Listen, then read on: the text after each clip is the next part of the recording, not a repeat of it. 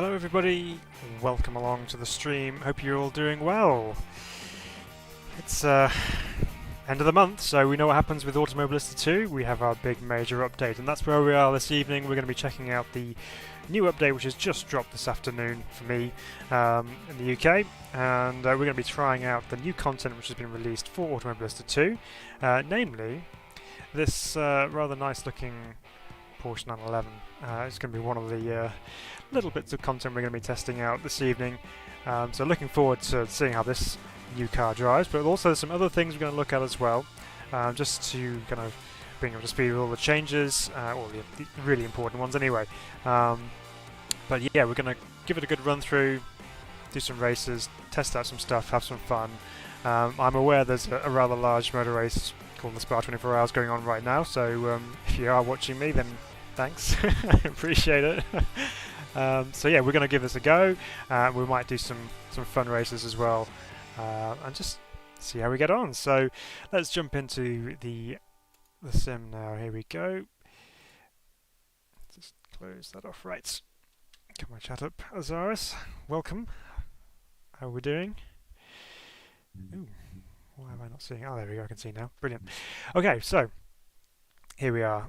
Nothing's changed too much on here, so you can still be familiar with this. However, first thing, I've made some notes in my handy book. So we've covered, there's a 911, there's a new track, well, there's a new layout as well to an existing track that we want to look at.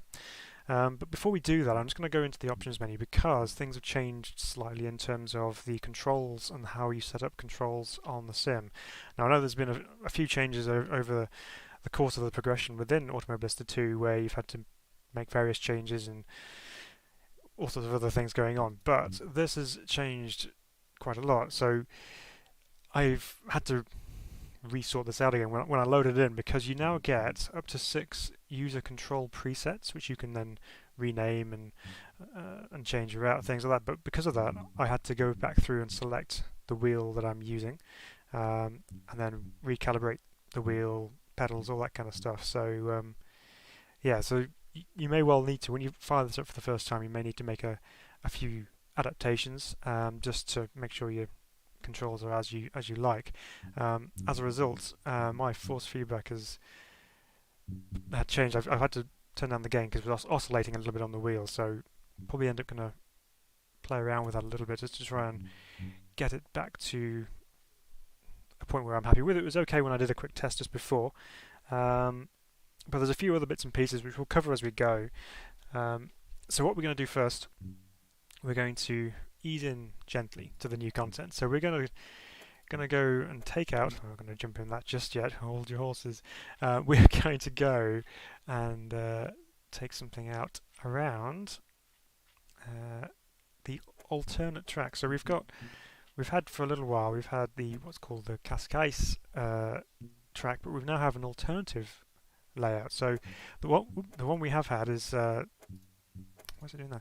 The traditional one, which has the really tight chicane on it. This is Estoril by any other name, but we now have this alternate version which cuts out that tight chicane, which might improve the flow a little bit. So I was never really a massive fan of that tight section there. So we're going to take one of the other cars out just for a moment. I'll go GT4 because I want to show something here. We're going to go with the M4 GT4, and we'll take a couple of laps around Estoril as we know it, and just see what this new layout's like. Also, the BMW M4 GT4 has had a bit of a change in terms of its setup, so it now has a stiffer rear suspension setup, so it'll be interesting to see how that goes. Last time I drove this, it was quite rear end happy, and it was all over the place. Obviously that's on baseline setup, which we're going to be doing here again, but curious to see how this goes. So, bit of straight 6 goodness to start off the evening. The Estoril circuit is actually quite a nice little track. It's not really used very much.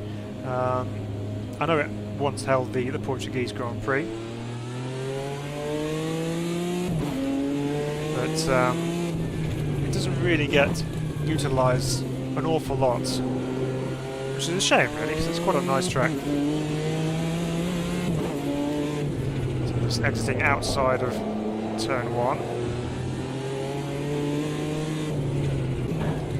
So not only has the M4 had its rear suspension updated, there's also been a change in tyre parameters for a lot of the cars, GT4 included. So they've kind of tweaked some of the tyre model settings for these cars. So there should be some changes to be felt on track. This is all very much as it was on the previous layout. Back end is still very lively in the BM. So this is getting to the point where we start to see something slightly different. So we've got this slow right-hander here, which I've completely missed the apex of. Put the power on, and so instead of going right where those cones are, we're going to hook up round this slightly quicker right-hander, and then that feeds back over to the right, and we're back onto where we know from the standard version. So a little bit more of a flowing layout. This last corner at Estoril, so tricky. Feels better to you, Azaris? That's, yeah. I mean, force feedback wise, it's telling me a lot through the wheel. It's a lot stronger feedback than I have had it set up previously. Gotta get it stopped though. But yeah, the car still feels reasonably loose on the rear end, but obviously we've still got to get the tyres up to temperature, which they're not quite there yet. They're close. Hey Funky, welcome along.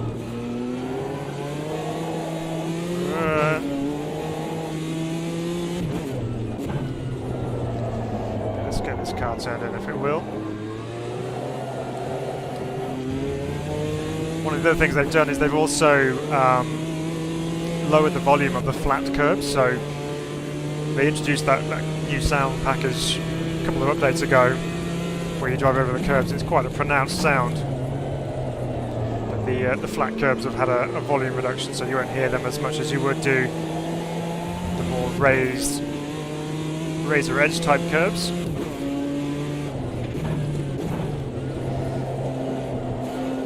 So far the driving experience of the BM is good. It's just not quite matching my skill level yet.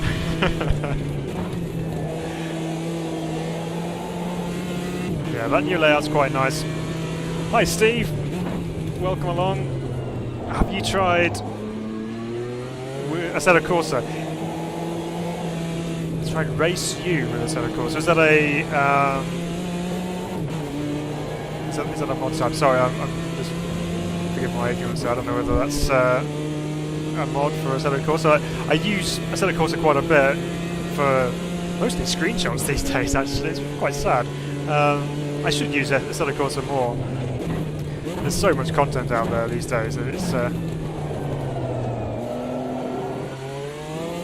becoming a little bit like the original R Factor, where you have a lot of content available.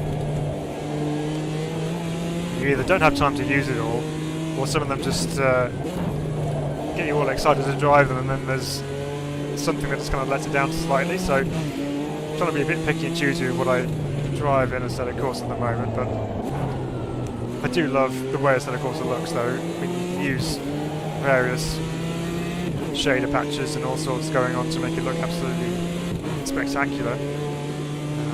But yeah, it's a really nice photo tool on Assetto Corsa, I love it. But, yeah, it needs to do more racing in that. Rear end's still very lively on this M4. I'm sure we can change that with a bit of setup tweakery, shall I say? Get my words out. So we go back into the new section. Bit of a bump as we join this section. Lay it out on the curb on the left hand side. Swing it back over to the right. Yeah, it sets this corner up quite nicely. You're going into it a bit quicker than you would normally do.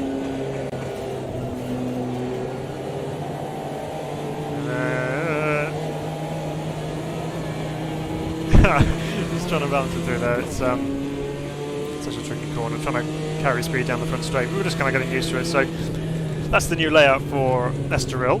Not much to it, just a couple of corners cut off and an extra corner added. But yeah, a nice alternative layout.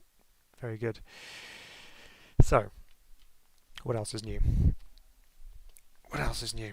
So, yeah, so it's the tyre tread changes which have happened. So that's covered a lot of different car classes. So it includes Group C's, Opalas, Formula V's, Lotus 23s and Minis, Cobra Classics GT3, GT4. There was quite a significant number of car classes affected by those changes.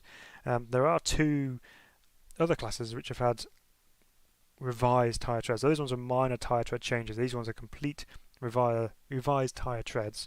And that is the M1 Pro car and the Group A touring cars. So we've got to try that, haven't we? We just got to do it because M1 Pro car, just brilliant, and Group A, yeah, it's always fun. But we've got to try that just to see what that new tyre tread's like. Also, there is some seasonal foliage changes. Montreal's now got seasonal foliage, so you can have spring, autumn, summer, winter, whatever you fancy around there. Might be worth trying that in autumn just to see if there's any leaves on the track, because a lot of the trees do hang over the track there. So whether that would happen, we might check that out next, actually. But what we will do is we will try out some of these new tyre treads. So let's have a look here. Where have they gone? So there's the M1. Why am I missing? Why am I not? I always lose things on here. There we go. Yeah, of course it's German Group. I was looking for Group A, and obviously it's under German Group A. So, are we going to try BMW in the wall? We'll try the Merc for this one. BMW has always been nicer to drive, so hopefully the Merc has improved as well. So let's take. Can we change? Yeah, we can. Right. Let's go to Montreal. Go to the more modern one. We'll change the time. I'm probably going to get this wrong because they probably have different seasons to me.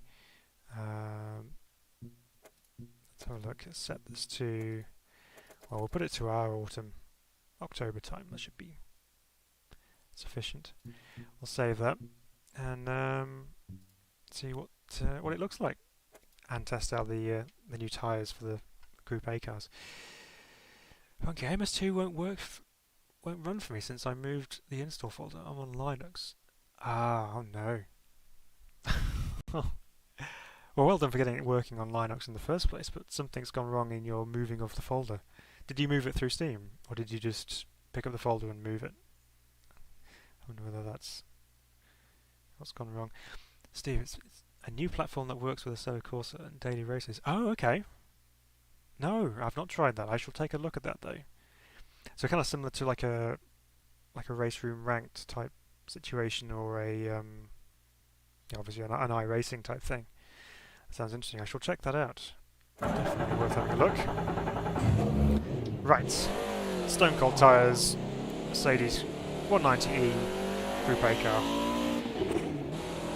Looks like we have got some seasonal foliage going on. Just realised I tried to look right to look at the foliage, and because I've had to do the control setup changes, it hasn't remembered the fact that I've got my toggle as my looking around, so we're stuck to looking completely straightforward for the time being. But luckily, to drive this thing, that's all we need to be seeing, is what's ahead of us. Unless of course it goes sideways, in which case we'll be looking out the side window. Plenty of foliage, orangey yellow trees, too busy looking at the trees and not the curbs.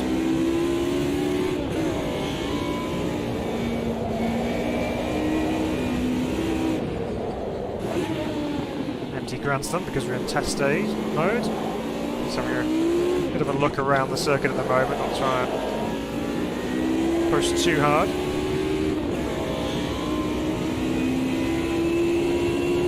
It does put a whole new different perspective on the circuits when you look at them with the seasonal foliage on.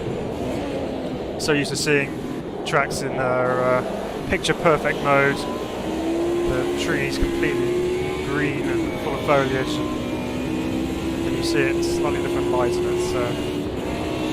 it brings a whole new perspective to the place.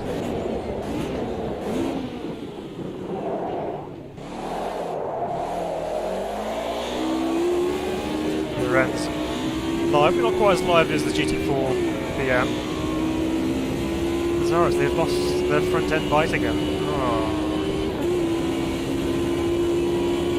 We're going to see what happens when the tyres eventually warm up. Nowhere near yet by the looks of things.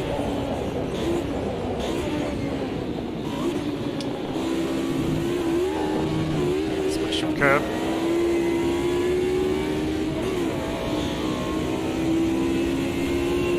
The lighting on the track looks quite nice actually. Over, I think it's at 10 o'clock in the morning. It's quite low down. A big understeer into there, followed by massive oversteer on the purple.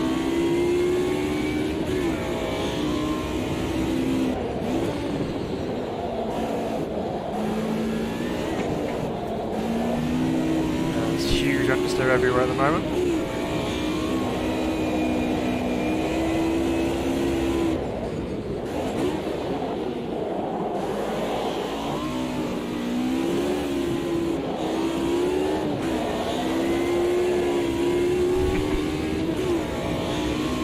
Sliding around a little bit.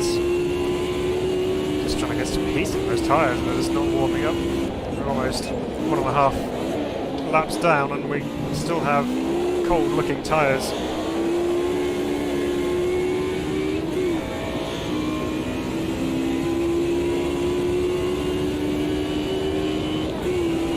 Down to the hairpin we come again.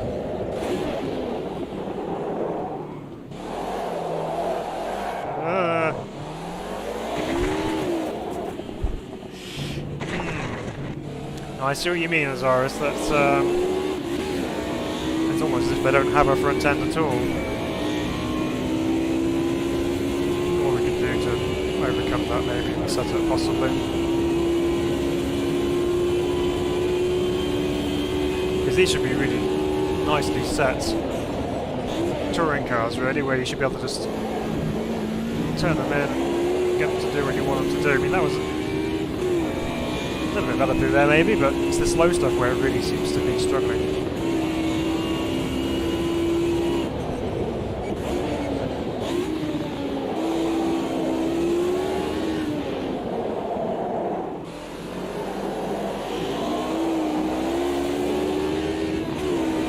Ah, so you did do it through steam, right?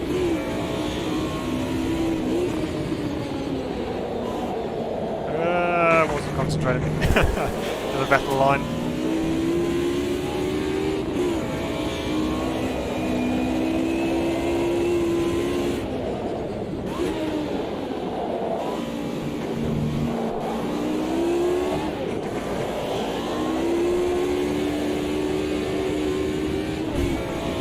Still sliding it everywhere.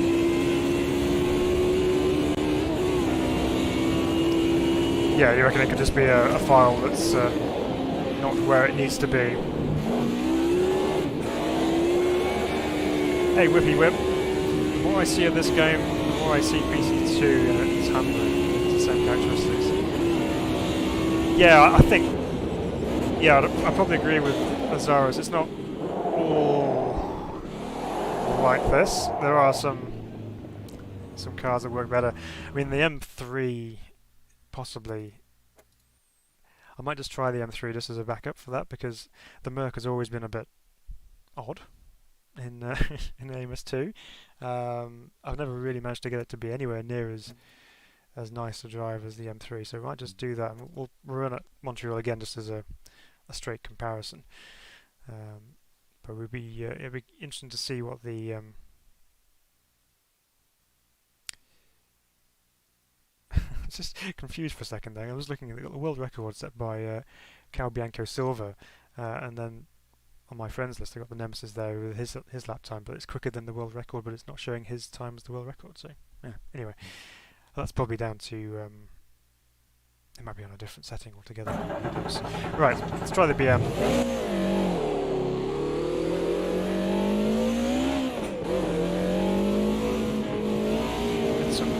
Tyre temp in, stone cold.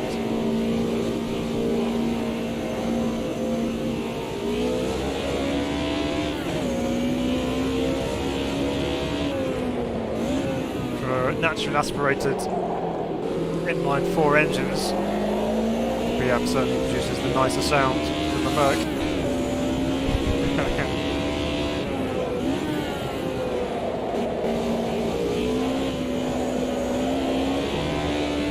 So even on cold tyres going through there then, it felt like I could rely on the front end a little bit more. I was just being a bit hesitant there because it was not quite going through that right-hander nicely, but obviously wrong. It's stone cold tyres, so give it the benefit of the doubt for the time being.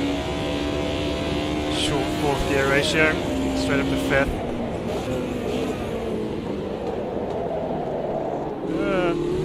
More brakes required for the chicane.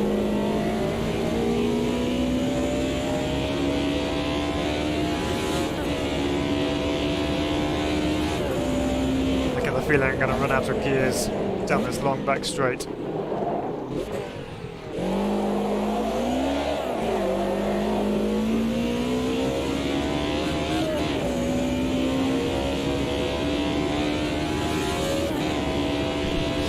Sounds so good though, doesn't it? It's just so nice. Right, down to the chicane then. Let's get on these big curves.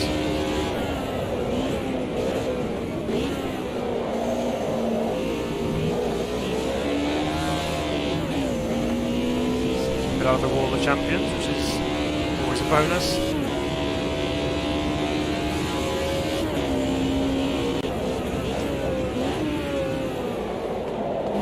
So yeah, went into the first corner much nicer. That was my own fault for taking too much speed into the second corner.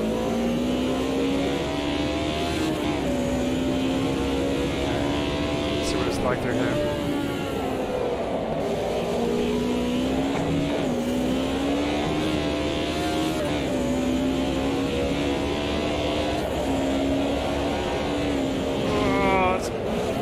Slight brush with the wall. This is where we have the aero wing mirrors on. Otherwise they would have been gone.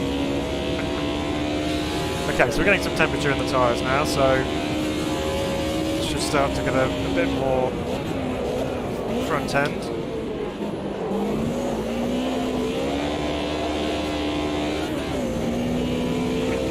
So what I have noticed though so far is, okay, yes, we don't have maybe the front end we're looking for, and the rear end is very lively, but it is very controllable. There's an element of, you get it sideways, you get it sliding through a corner, and the slip angle is so that you don't really have a nasty surprise, so you kind of get it sideways. You know you're going sideways, you know you've got to fix it, but you have time to be able to attempt to fix it, and you can just power through it, keep the car going in the right direction. So, you know, they're quite compliant tyres from what I can feel.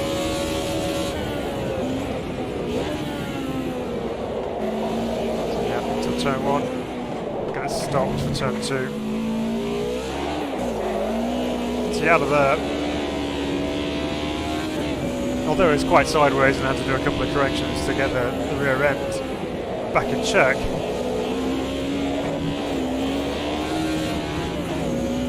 Yeah, it's not a particularly scary experience to drive, so if you do get it sideways, which driving this thing at the moment inevitably you will,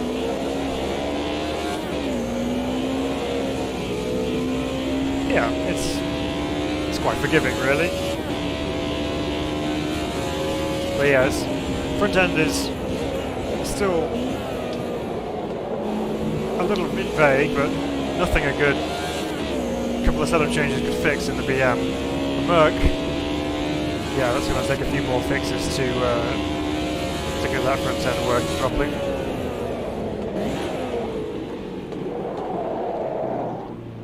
It's not going to work to happen, but yeah. So tyre-wise, with the Group A cars, okay, not offensive, not not too grippy, not too yeah, just generally, you know, reasonable to drive. Nothing. Yeah, there's nothing that makes you feel, you know, that's not right. If you know what I mean, it feels okay. It's just that front end we need to work on in terms of setup and things. But in general, okay, not too bad. So that's some of the smaller changes of content. Just going to look down my lists there, just in case there's anything else. So what we're going to do next, we're going to take a look at the brand new circuit release. Well, new to AMS2, should we say. This circuit has appeared before in the original Automobilista and of course Game Stock Car Extreme before that. That is the circuit of Salvador, which seems to have a nice hyphenated name on there, which I think is probably an error. But Salvador, as you can tell, is a street circuit, so quite a interesting kind of shape. Lots of quite quick looking corners there and a couple of chicanes thrown in because it's a street circuit, and you know, why not? And there's a couple of hairpins in there as well. But it's quite a unique circuit, this one. It looks very very different to a regular street circuit, so we're going to go with that. We're also going to run some stock cars around here because I think it's only fitting that we run some of the stock cars. So let's go with the 21 spec cars, which coincidentally, let's choose one of these Corollas here. Go to the showroom because they've changed the front end on these, so they've got a new front end to kind of better what's the word, go alongside the current car in the current series. So there's been an update for the front end of the showroom. Will show us the front end. It's showing us the lovely rear end details of the Corolla right now. But yeah, the front end is supposed to be different. It's just all the rear. Just loves the Toyota Corolla rear end. Okay, we're going to see the front. That's one thing. Yeah, there we go. So you can see a little bit there. So the front end is quite an aggressive grille setup on the front there, with a couple of slashes just on the outside as well. Not that it's going to make too much difference in terms of the driving feel, particularly of the car, but more of an aesthetic thing, just to kind of make it match the real life series a little closer. So that's all good. I mean, it's good to have that that realism, that opportunity to have something unique in sim racing, because no one else covers Brazilian stock cars, and we're very lucky to have the opportunity to drive these cars in Automobilista too, which is great. Funky. So in an interview with an Assetto Corsa model who now works for Reiza on the... hang on, I have to go to the car so I can see that. The replay camera says 160 parameters have changed in that stage. Okay. Yeah, so there's quite a big change then, isn't there? There's lots changed in the actual engine for the sim. So here we go then, in the pit lane in our stock car. Our mechanic has wisely got his full face crash helmet on with his aero spoiler on the back, just in case he needs to run really quickly. Okay, pit lane exit here at Salvador. Because it's a street circuit, you don't have permanent garages. You basically set up in a car parking area. And I'm actually going to just change my controls. So I'm going to map my looking around camera, because I feel like... brilliant. It's not going to let me do that now. Excellent. Can I do that? Look left. Okay. Look right. Look back. Right. Happy now. Okay. So we're going to go back into the car. So, yeah, here we are. We're just in a car park. And trying to get yourself out of here for the first time is quite confusing, because the marshal... the pit lane guy says go right, so you know, I'm going to go back here again so you can see this. Let's go back to the... So it says, yeah, go right. Okay, no problem. Where's the track?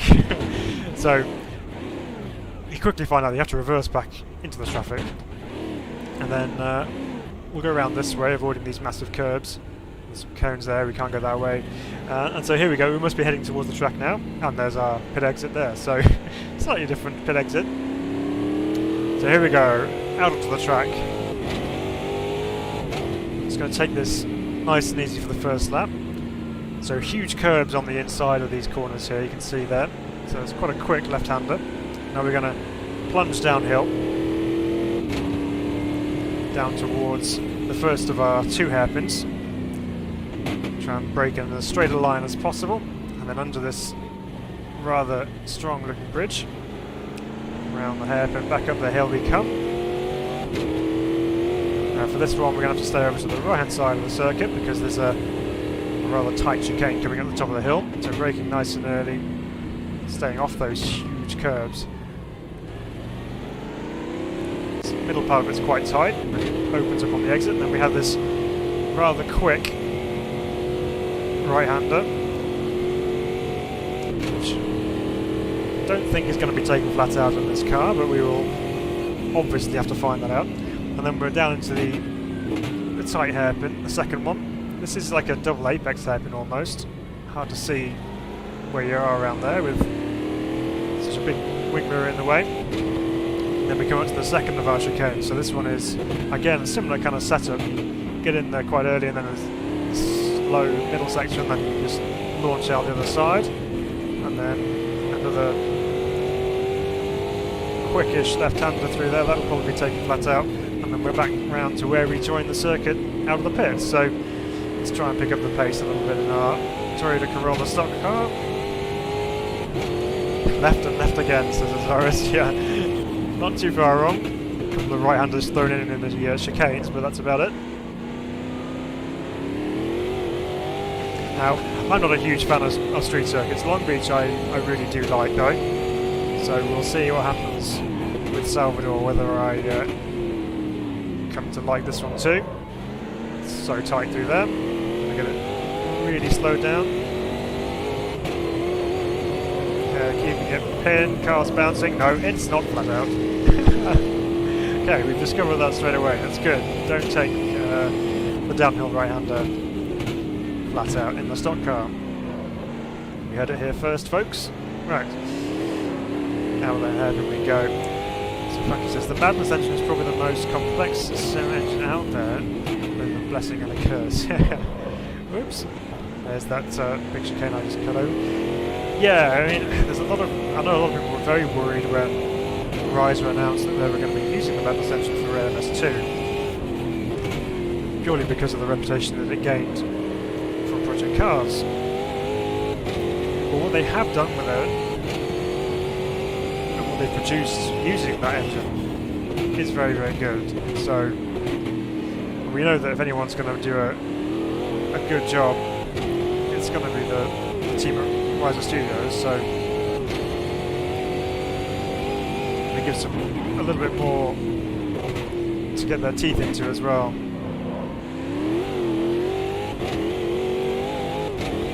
Let's try and not take it so tight to start off with, and then gradually find the apex a bit later in the corner. It's better, it's so bumpy through there, the car's trying to snap around over the bumps. Yeah. Hard on the anchors once again. Try and find an apex somewhere. Now this chicane is quite tricky. You think it's a lot quicker than it actually is.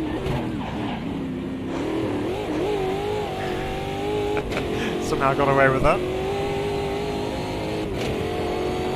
That one going to be flat, possibly.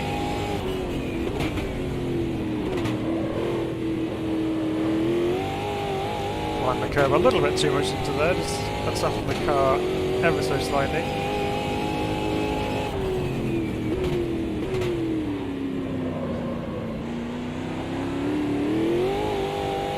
Pick up the power as early as possible out of there, just to carry the momentum up the hill, over to the right hand side. Bumpy braking zone. Difficult when you really do need to get the car stopped, like you do there. And out to the left.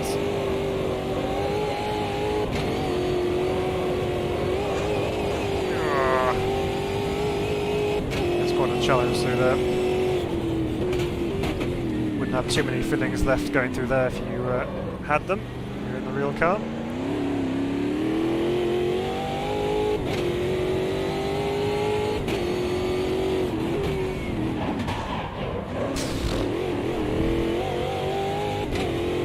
Up and kind of the engine ever so slightly on the brakes into there.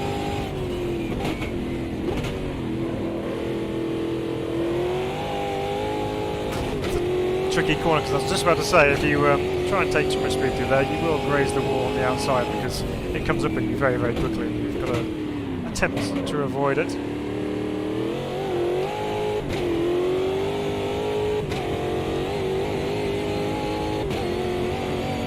As is the case with most street circuits out there, very easy to get it wrong. That lane turning is definitely working around here. It's so close to being flat. You probably could do it if you had the car underneath you, but I think because of the bumps, it really is unsettling. The rear end in this default setup.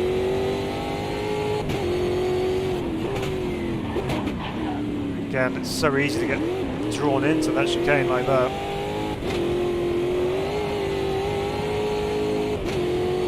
Brake that a little bit harder or earlier in my case.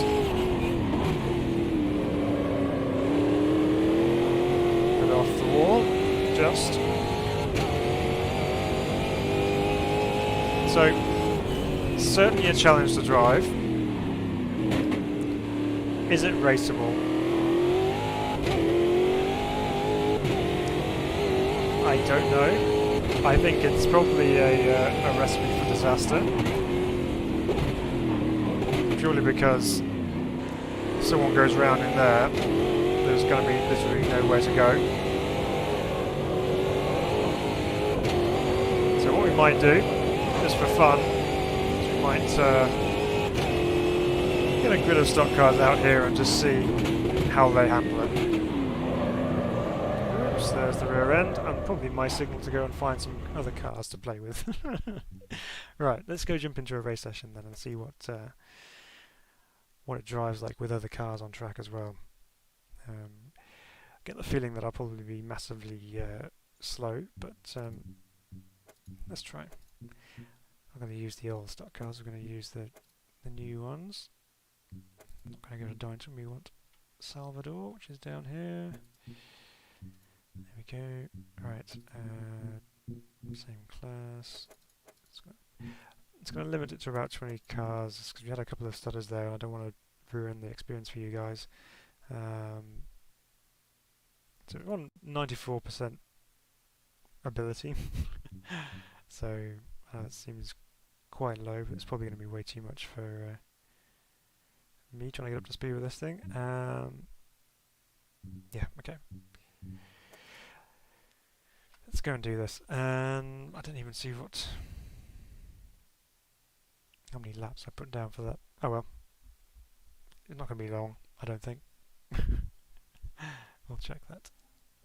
Someone's already gone on and set some world records with this car. Because, you know, that's what you do. It's your opportunity to get to the top of the table. You go out and you slam some lap times in. And okay. So here we go then. Already got some overlap in the back in the pit lane there. We're a bit further down this time than we were.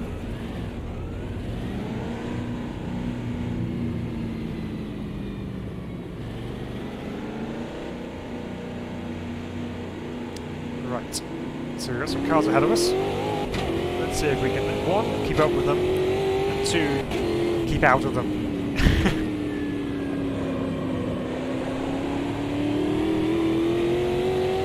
There have been a couple of AI passes just to try and improve behaviour. I know lateral movement was one of the things mentioned in the changelog.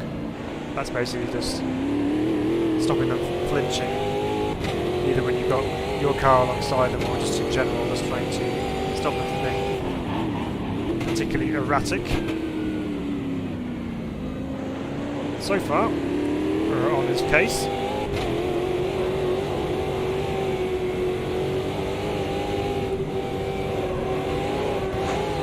Sorry, a nudge. Didn't mean that. So a couple of flinches there, but he's held his line on the left-hand side of the track. Yes, I know I'm racing you in practice on the outlap, but gotta test these things. Okay, so he's probably a little bit quicker through that chicane there. But we are quicker everywhere else.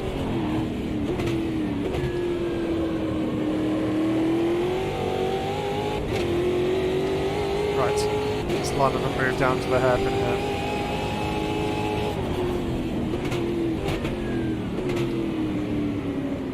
It's quite a satisfying move actually, because the track naturally goes off to the right, and if the guy ahead doesn't defend, you can just keep your car heading in a straight direction and then hard on the brakes, and you should be down the inside quite comfortably. Stop!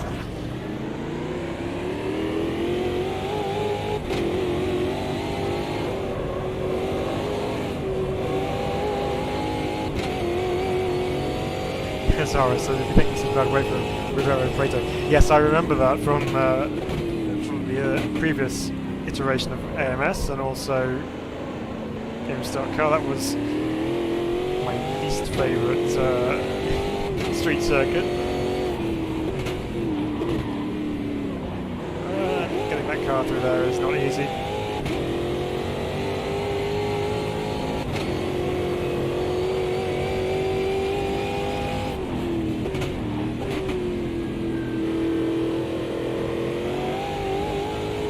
Settle down a little bit, not catching this guy ahead too much. So you need to reinstall AMS function. Big install. Yeah, I can imagine he's only gotten bigger with the seasonal updates as well, so yeah, hopefully that does the job for you. Highly frustrating if it doesn't. Right, we've really gained some time there. Slow chicane section there. Yeah, we definitely get the run on off that quick corner. Of course, they end up on the outside anyway, so we have no opportunity to get up the inside for the hairpin. And then by the time you actually get to cut back on the exit, you've got to duck out because you've got this very tight chicane, which you just hops through like there's nothing. Proceeds to lift off around that flat out right, left-hander, sorry. Can we get up the inside there? We forced him wide. Crunch. Okay, let's pull up the same move again. Into the hairpin. Got the job done this time. So that's the easiest place on the circuit to overtake. You probably could do it somewhere else if there was a mistake ahead of you. Not a great deal of overtaking opportunities around here.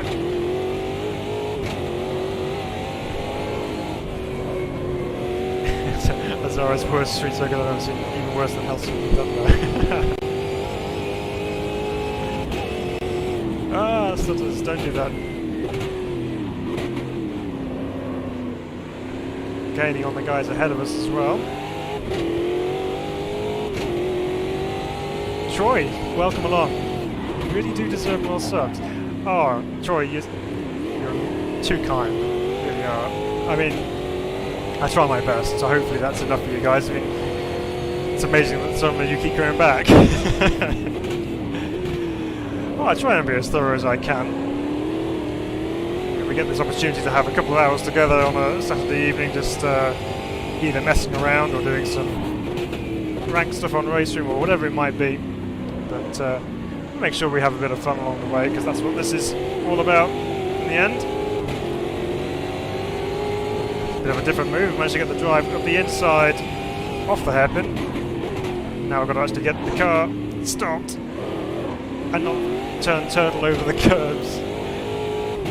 So we got through. Oh, it's so easy to wash out there. Tricky track, really. Not a great deal to it, but yeah, I reckon an F3 around here might be quite fun. Definitely those quick corners will be flat out. This car's just lively, to say the least. just that chicane. I'm just not quite getting that yet. Come on, Rubens.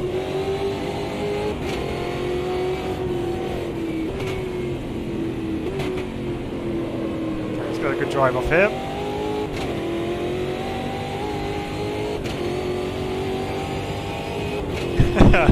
Hi guys. How are you at birdies? Oh. Apparently better than I am at taking hairpins. Okay, so quick roundup from that little moment there. Yes, you can race Salvador to a degree. There's some corners which make things a little bit tricky, a bit more procession-like, but you can race the AI at least. I wonder what it's like when you get really closely matched other real life drivers. So that would be interesting to see how that goes. But yeah, I mean, for a circuit layout itself, it's okay. Yeah, I mean, it's not one I'm going to gravitate back to all the time because, one, I'm not a big fan of street circuits. That's what I was supposed to say. I'm not a big fan of sim racing, which of course I am. But not a huge street circuit fan. But as far as street circuits go, if I have to run them, okay, it's not too depressing, shall I say. Okay, so that's the new circuit anyway. Nicely modelled, very bumpy as you'd expect a street circuit to be. Usual kind of street circuit elements, close walls for one, hairpins, chicanes, pretty standard stuff. But one of the mainstay of the stock car calendar, as far as I'm aware, it's been on the calendar for quite a while. But you know, if we're simulating the Brazilian Stock Car Championship, which AMS2 does very nicely, it's got to be in there. So it's good to have it there. Funky. Phil's racecraft is really good, I think. Cool under pressure. Only seen him flustered in the Fusca. Yes, the one car that is my downfall. As far as Fusca separates men from the boys. Yes, I am still not quite to man stage with the with the Fusca. Yeah, the shell livery always looks good, doesn't it, guys? I mean, it's just a beautiful looking car. Really nice and aggressive. Right, we're going to change track for this next one. We are going to go to Spa because obviously Spa 24 is going on right now, but that doesn't mean we're going to jump into Spa and take a GT3 car on track. Oh no, we're actually going to go to the historic 1993 track, which is still way too modern for our next piece of equipment. Because it is time to stretch the legs of the 911 RSR. Going old school, this is 1974, this particular car. It's effectively it's a 930 shape 911. Let's take you through the liveries because it's always nice to have a look at the livery. So, no prizes for guessing which livery this particular car is based on. Some rather familiar red, blue and dark blue lines to emulate Martini colours. So you've got a number 1 and a number 2 livery with that. The cover thumbnail image car, which is this one, which again is kind of similarly based around a real life livery. We have a very lurid green 911. This one, which is a rip-off of the Viant livery. Cotton store instead of denim. Yeah, okay. Another interesting take on a real life livery. Typical kind of Porsche livery with the kind of cream colour and the Porsche riding down the side, a Carrera looking one, classic as usual. Yeah, again, very nice looking livery with very basic kind of design, which most liveries in the 70s were. But again, similar-ish to a real life livery. We've got some other nice ones as we flick through. White and gold's quite cool. Brumos colours on this one, very nice indeed. This one we've seen in the official shots from Reiza of this release. Looks nice in the sunshine. And a couple of other, again, another rip-off livery there. But yeah, some nice looking liveries going in there. We're going to run. I really like this livery. It's a bit of an odd thing to say because it's mostly red with just a white door. It's as if someone's just replaced the door because it broke. But I think it looks nice anyway, so we're going to run with that. So we're going to... No, we don't want Salvador, we're not going back there. We're going to going to Spa 93. So we're going to run this car around. Oh, of course, it's in a custom race scenario, which, yeah, we can do actually. Let's do that. We'll do the same class. You may have noticed in the official shots that there was a Corvette Stingray teased in there as well, which isn't part of this release. It will fit into the same class as the RSR, which will give it a nice sparring partner going forward. Let's load into this because actually, yeah, 6 laps of Spa, yeah, no problem. So yeah, so the Corvette will go nicely in hand with this. I wonder whether the Corvette's going to come in one of the next Racing USA DLC packs, which they've got 2 more to come out through the rest of the year. So it may well appear in that and sit into this category when that appears. So we'll wait and see on that. But it's obviously in the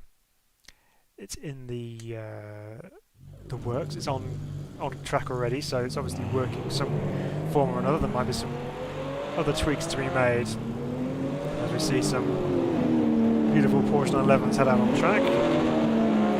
Let's go join them. Yeah, it is a proper rear wing on the back of this thing. Has a 911 turbo should look with that huge whale tail on the back. Martini 911 in Spa 24 looks good. Yes. Yeah, there's some nice liveries in Spa 24 this year actually. McLaren's look good. Right. H pattern. Air cooled. Well, not air cooled, sorry. It's yeah, probably is air cooled actually. Big turbocharged flat 6 behind us. Way behind us. So here we go. Okay. That was unnerving. Not the way I was planning to exit the pit lane.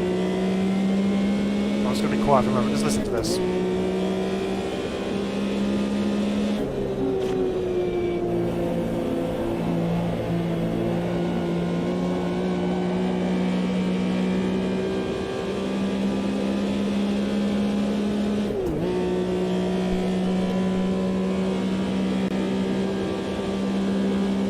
Let's wait for the downshifts.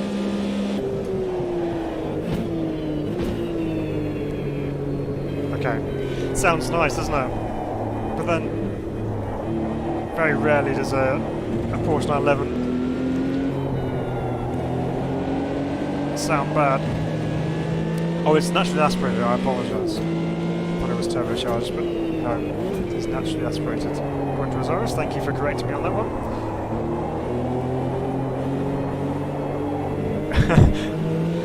So, what we've got to deal with here, I'm aware that the rear end has got 1, a big heavy lump in it, and 2, really big fat slicks. And the front tyres are not as wide as the rear tyres. So, turning into the corners, not its natural desire, doesn't really want to do that. So, I'm going to have to drive around it a little bit.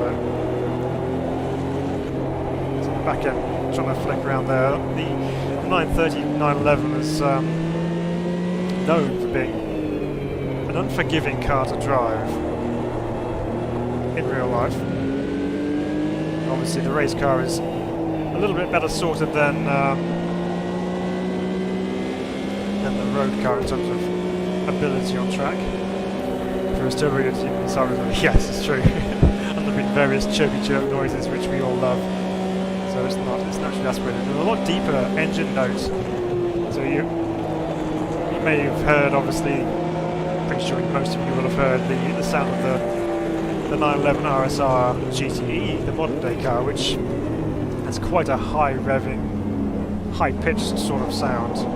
Whereas these older 911s have a much deeper growl to them. Got really low grunty down, low revs type noise. I know I'm being overtaken by everyone, but I'm just getting myself familiar with this car a little bit. Of course, it's the old bus stop chicane. Brings us I stayed in Germany between 70 and 81. You're 8 years old. Reading comments through Eurovision Radio on. Always a great idea.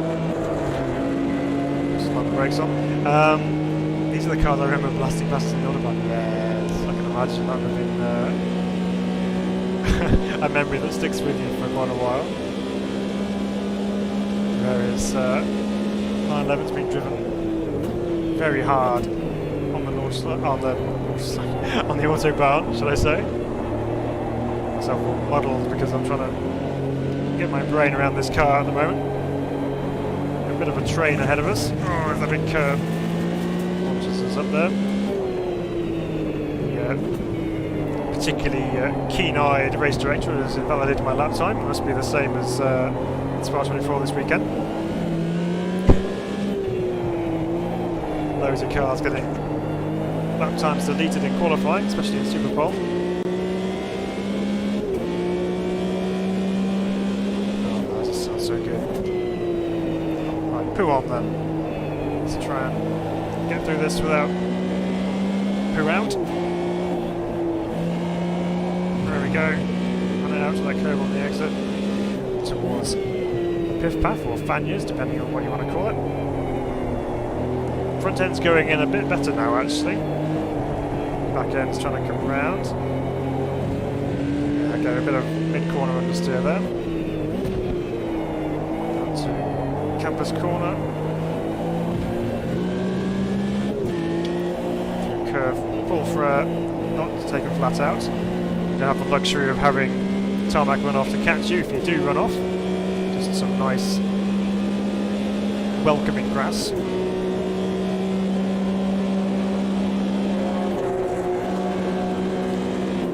Have some kind of straight line speed advantage there or what? Oh no! Knocked the line at Blanchimont. And some very deep, sticky gravel to catch us.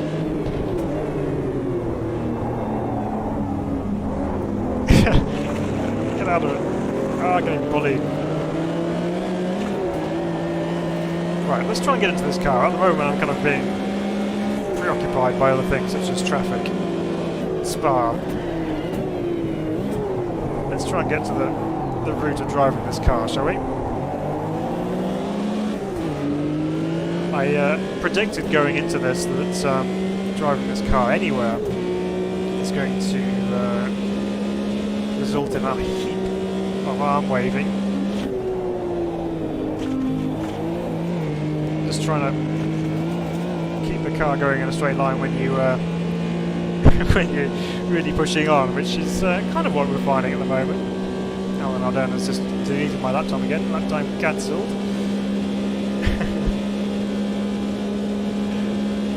Down on the brakes for the com. Get the car tucked in, sort of. Float it through there on the throttle.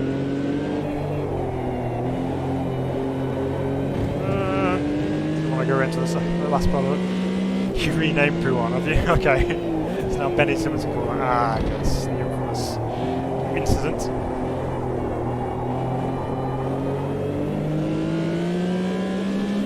I can't remember, was I driving at that one, guys? I can't remember if I was. I think I was, wasn't I? Do a couple of steps. 911 rally car. It's feels a bit like that sometimes when I chuck it off into the scenery. Okay, so a couple of laps under our belt now. What is this car like? Well, steering is quite light, but then you kind of expect that with the layout of the car with the engine on the back. There's not much to weigh the steering down. With that said, it still lets you know when things are happening, such as oversteer or curb strikes, all that kind of stuff. But yeah, feedback's okay. A bit of braking my Blanchimont this time. I'm not going to go rallycrossing this time round in our 911.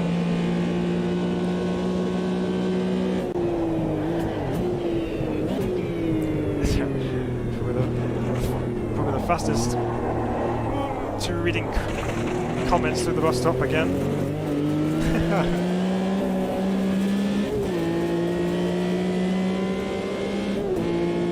The fastest was probably the police 911 turbos, which were boosted and moving to 190 mile an hour.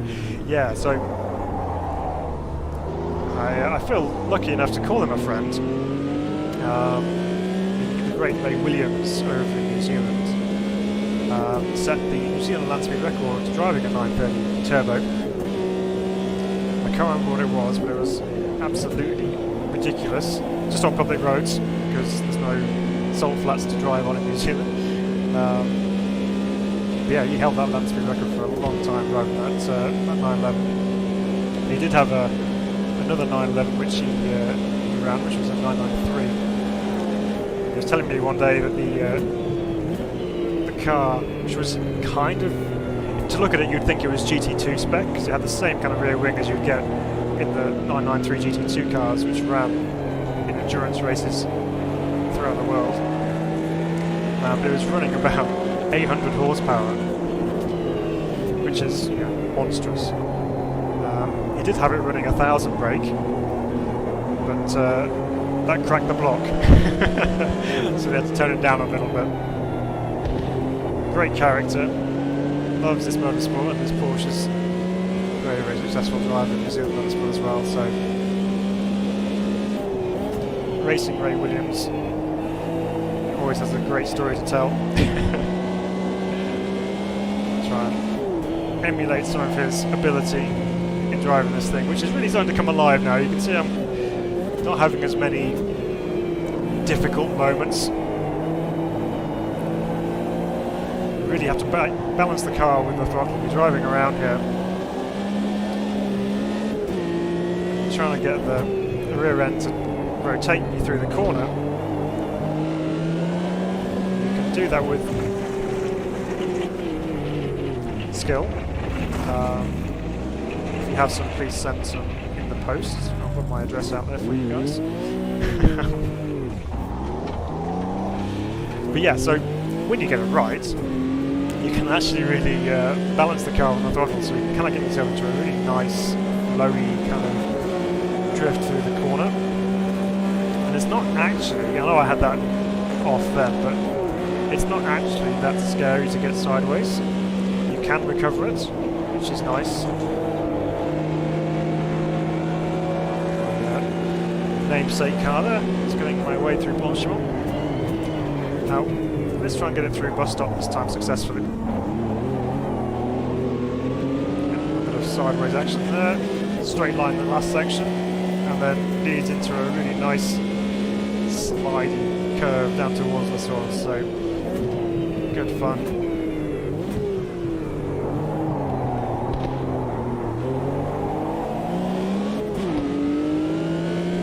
Yeah, I think I was driving the old faithful Z4 before they retired in the M4. Fun times. Right, tower brakes at the bottom, throw rouge, and then up, ruddy on, balancing the car, aiming for the final curb on the inside. We survived it, which is always a bonus. Flat out, up the Kemmel Straight. In our previous stream last week, if you saw it, we went the wrong way around Spa-Francorchamps. It's incredible just how downhill that straight actually is, which you just don't realise driving it this way all the time. See there, sideways through there,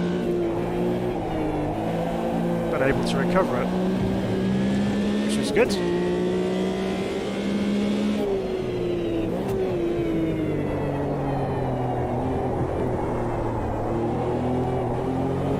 Have to wait for the corner to come to you at the Rivage there anyway, but even more so with a slightly understeery front end.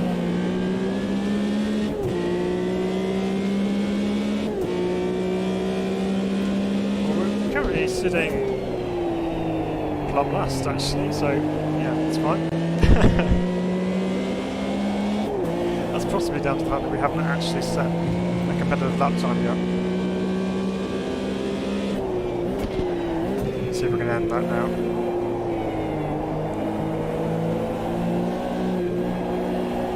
Big weight shift through the middle there. that you felt through the wheel, which is quite comforting. It means you can catch it before it goes wrong.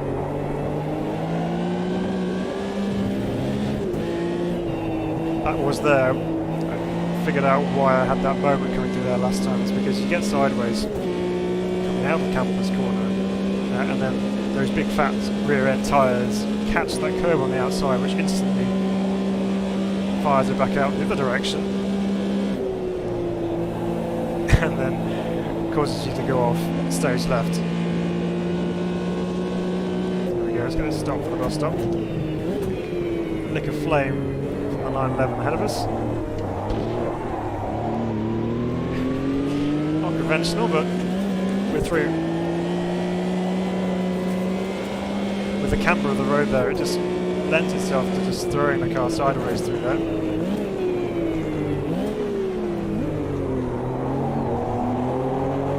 The car looks really nice though, doesn't it? It's just big wide arches, huge rear wing, and a lack of power in the AI cars. Let's jump to sub to second, which is unsurprising considering how quickly we caught past that other car. Hold it? No, don't hold it. So proof, if proof were needed, that the 911 can still bite you. That's very cool. I like that. Right, what we're going to do is we're going to drive that again, but we're going to add into the mixture. Because it's got no other cars to kind of play with at the moment, we're going to create our own little race here. So what should we do? Where should we take it? Let's have a look. Oh yeah, we've got to try the M1 Pro car, you're right. Yes. We're going to try that. Well, we'll try the Pro car, then I'll give you my verdict whether 911 or Pro car. How about that? Right, it's...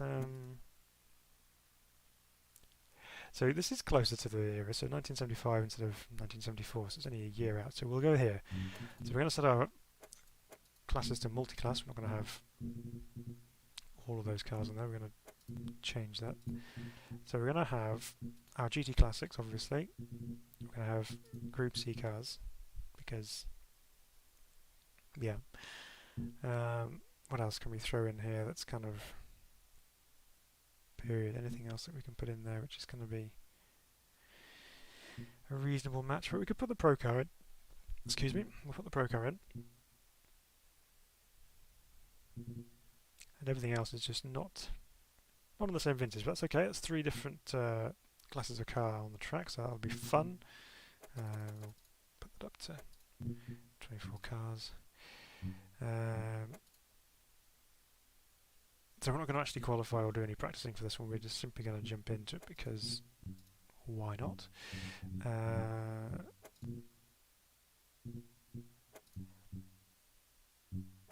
Race settings. So we want to, I suppose better do rolling start, I guess. Formation up, no, we don't need one. Oh, we've almost got to drive this. We've almost got to drive this in rain as well sometime. We'll do that after, just to see how deadly it is. Yeah, so 6 laps.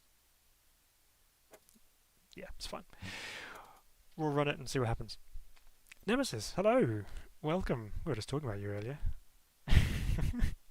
We were saying how we're looking at the world record around Montreal, and the Group A cars was some guy, but your lap was faster, but you weren't the world record. So I was like, don't know how that works. How to drive a 70s car. Step 1, delete all tight corners. Yeah. Well, thankfully we've only really got maybe one here, which is the final chicane section here. Reckon the Pro car's faster? Oh, I'll have to see. Yeah, no, it's putting us ahead, putting the Pro car ahead of the Porsches in this one. So yeah, you're probably right. Fun factor though, yeah. Both sound great, so that's going to be a difficult one to go with, but yeah, it's all going to be down to the driving experiences. So, here we go. Silverstone Historic, 1975, 6 laps, Group C cars, Pro cars, and 911s. How long until we die? And we're supposedly green. we are. Okay, let's go.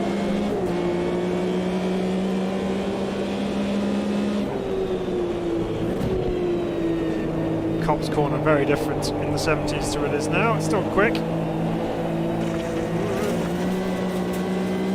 How's the RSR? It's yeah, it's nice. It is nice. Challenging to drive in some form. It sounds amazing. It's done into turn 3. Yeah, it's quite nice to drive out of corners, and you really are balancing it on the power from the grass. Okay, we're not last. We're okay. We're last but 1. See if we can make some of these places back. Or what looks like quite a hard bollard. There's been one knocked over there already, so that's okay. A good run here on the number 24 car. This is showing down the inside into Club Corner. Which again is significantly different to how it is today. No curbs on the outside, just grass. Up towards Abbey, which is absolutely flat out, unless you're an AI car, in which case you can't hack it. The 3 wide going into the final chicane here ahead of us. This is obviously the way to go. This last chicane is super quick through here, launches over that middle curve, and the last one sideways. Get a good run. We'll make it 3 wide, eh? No, we'll back out. We'll be safe.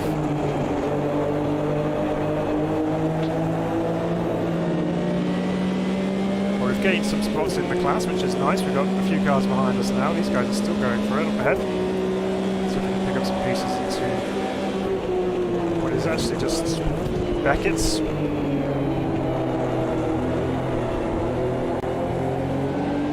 Yeah, got a bit bogged down in 3rd gear then, but it's okay. Try not to run wide on the exit, that's better through there. Oh, that sounds so good. These guys have been side by side for most of the lap. Come on, sort yourselves out. Get the job done. Guy in the white Porsche.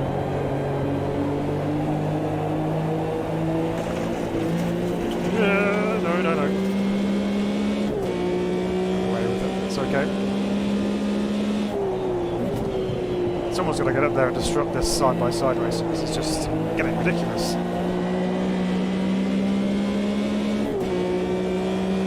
He's decided to tuck in behind now.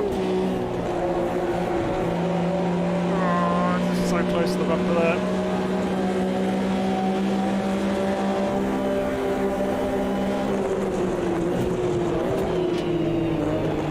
Bit of a touch from the AI, getting a bit feisty into the final chicane. Launch over there. Oops. That's what we're getting feisty. There's the pit wall. Oh, we managed to make it to lap 3. For our first death. Right, let's restart that because this track doesn't suit the 911. You don't think so? Yeah, it's quite basic, isn't it, the circuit really, but let's see what we can do this time round. Now we've got a feel for it. We know that the curbs through the final chicane can catch you out, as well as the AI speed through that.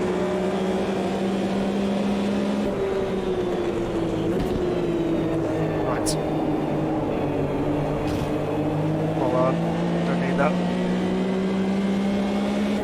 Luckily it wasn't made of concrete like it looked like it was. Big cut on the inside there. On the pace notes, cut. Maybe a different race, but these guys are still at it, side by side. Do sound amazing, don't they? Come back on the inside of the exits of Beckett's complex. Left hand side now, let's see what this high-up Porsche does. Stay there. Run out of the road. Look straight. Okay. Forced me off a little bit there, I had nowhere to go.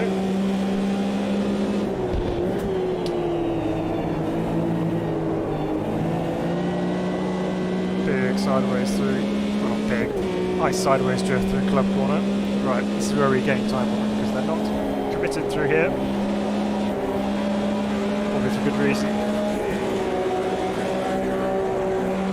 This black one with the yellow looks quite nice actually. Let's go back out of that, because that was getting a little bit hectic. Straight line that one, that's okay. Right. Just about enough space on the road to cut back on the inside. We've done all three of them there, which is nice, I'll take that. There's my pre-cleared line through cops. Nice balance of sideways action through the Exeter cops there. Just able to hold them on a constant lock and just let the car find its grip naturally.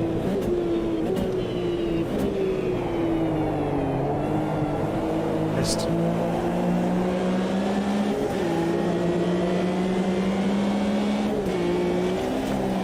Oh, that's grass.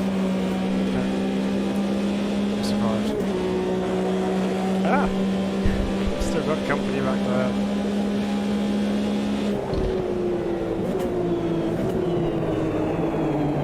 Oh, hello. Someone's going for a move on the inside. Just broke too early for Stoke.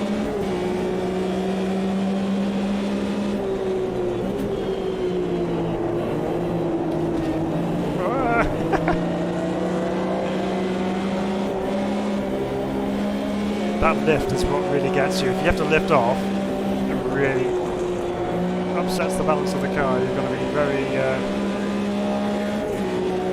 very ready for that to happen if you're going to do that. So we can sneak on the inside here to the chicane. Nope. See if I go around the outside. Good on them.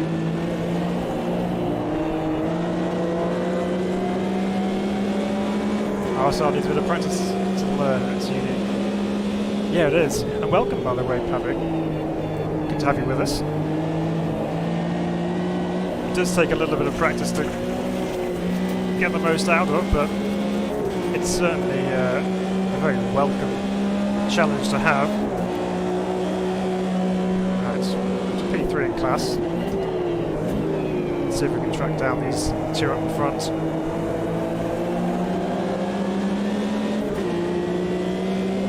Right side just to open up the fast one there. Is the area looking a bit smoother? Yeah, it is. It's not too bad at all. It's quite well behaved. Someone's had that sign down there. I don't know if that was me.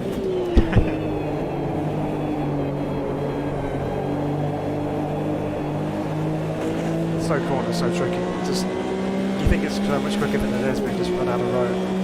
At least I do. Side by side, the leaders in class ahead of us. Let's see if we can make that pay to our advantage. Again, nice little slide out of there. We've got it on lap 3. Okay, I reckon we can take that flat out. That's our opportunity to make some time. Under the Shell Bridge, braking just about the tune of the board. Down a couple of gears. Took it into the first part of the chicane, straight line to the middle. About got away with that inside clip on the final part of the chicane, and we're right with them now. Bit of defending going on.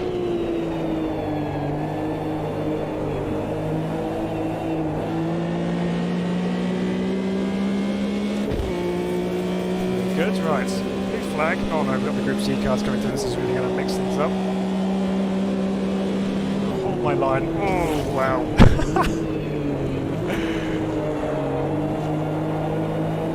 Well, that Sauber was in a hurry. Yeah, we've got another one coming through. Please don't hit me. Where are you? Okay, just going to shoot the gap. Straight through. Oh, a pair of them. I think we may have rounded up the first of those two Porsches. We've just got the one ahead of us. Plus a whole lot of Group C cars to contend with. It's just going to go everywhere. Grass, tarmac, wherever they want. And the Sauber behind us here. Please be gentle. It's going to get out of the way on the inside. Yes, okay, I know. Well, through all that, we managed to get through the leaders. I wasn't focusing, I was too busy worrying where those were.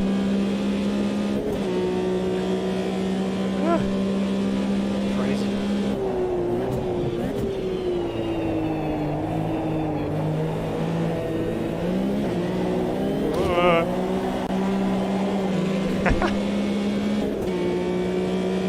They would be good at Goodwood, you're right, Troy. Yep, absolutely. I would love to have Goodwood in AMS2. It lends itself to really nice, flowy driving.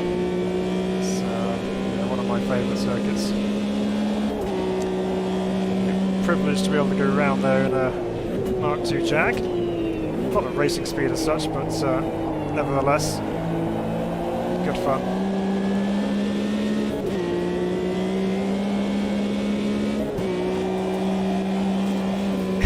So much oversteer, everywhere. Apparently you did a race with these and the old TCM cars. Good match. Ah, okay. Might be worth a go.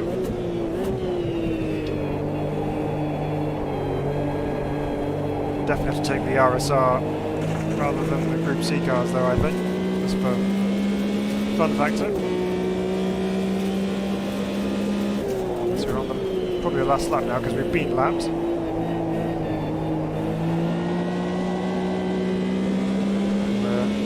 Quite comfortably ahead of the rest of the field, so we've got a bit of a pace advantage on it. I had to get out of the throttle then because I wasn't lined up nicely for Abbey, and I thought I'd take a flat out, but it just wasn't going to happen with where I was positioned going into there. Last time through the chicane, big hop over that curve, and a big bit of sideways. There we go, cool down lap, we've finished that one. Great fun. It's just nice just to learn the car around here actually, because you have those fairly constant radius corners going on, so it's a good opportunity to see and feel what the car is doing underneath you. And an opportunity to just kind of play around with the inputs, the throttle, the steering, just to kind of get an idea of what it does do through corners.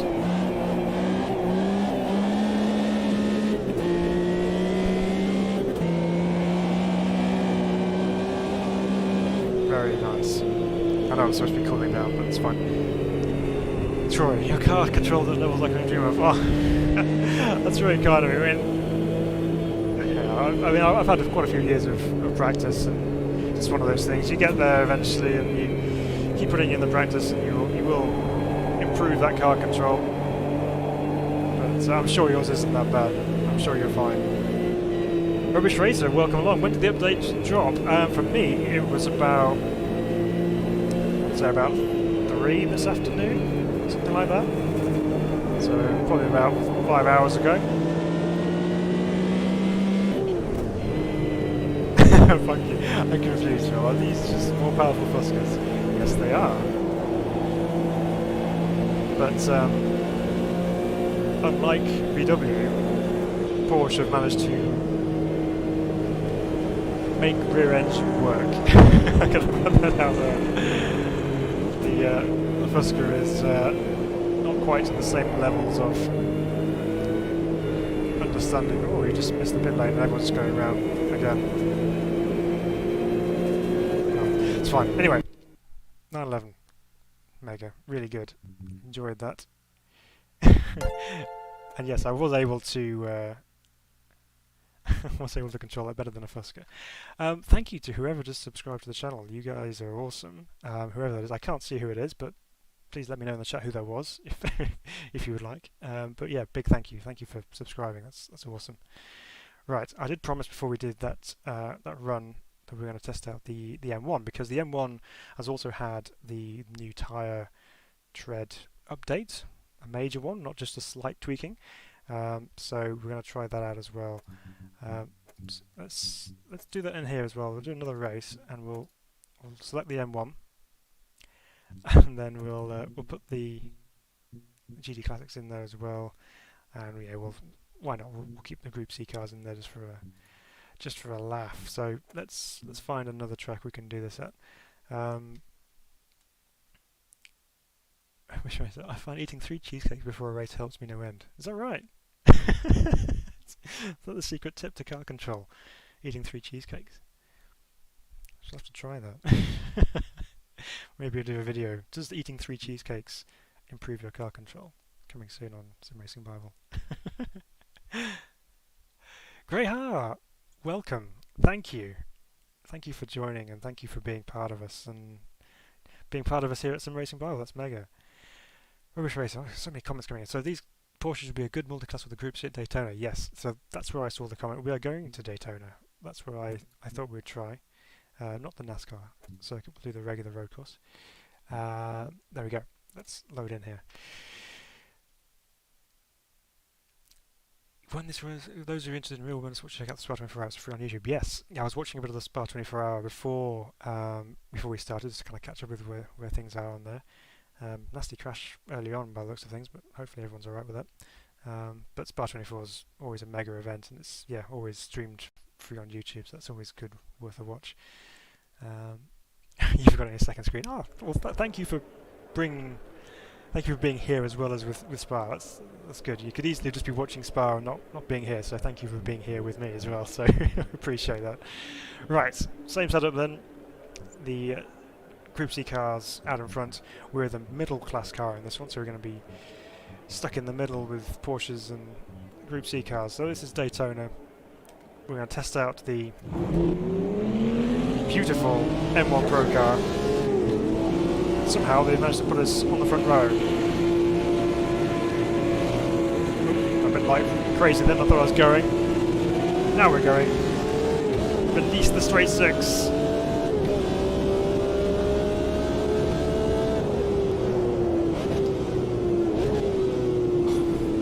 Okay.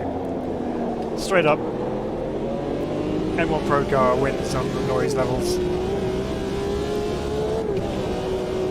Yes, there was a terrible crash at Brands as well. I've heard about that. I've not seen it, and I don't particularly want to see it, but I've heard it's pretty bad, so thoughts to all those involved there. Okay, we've got ourselves some work to do. We're going to rejoin like an iRacing driver. Right.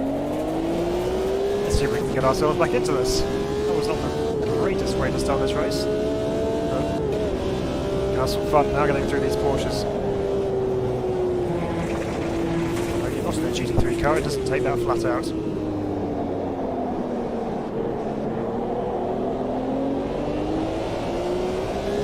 Again, easy to balance the car on the exit. When it does get sideways like that. Still some left to right lateral movements going on with the AI ahead of us here, but... Right, this is our chance to blast past these Porsches. 2. Get most of these before on the bus stop, I wonder. 3, 4. I don't know if we have 6 gears, probably not.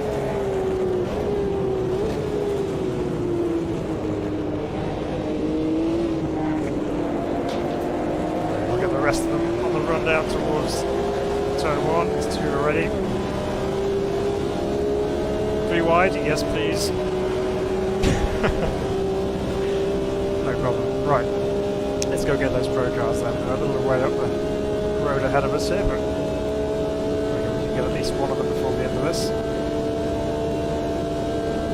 Yes, there will be understeer. Yeah, should have expected that a little bit, I suppose. Right, let's go on the brakes hard and early through here because I don't particularly want to run on too deep into here, which I have anyway, but we're still heading in the right direction. No. The dark tarmac is there. That's where we want to be. That's the stuff we want to be aiming for.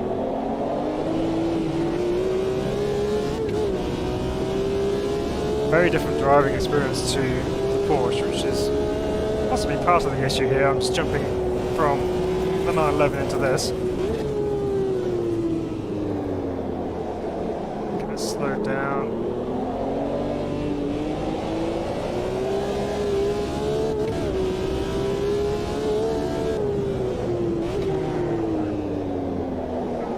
turn in. Massive understep.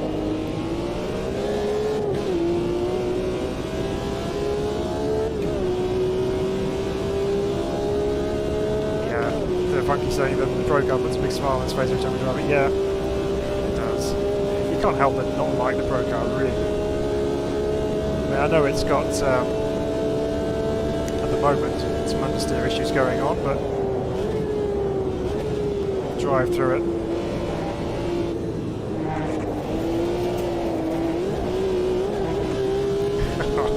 Just the rev bouncing over those curves there, just kind of spiking the revs. Incredible. Now we need to brake earlier this time to turn 1.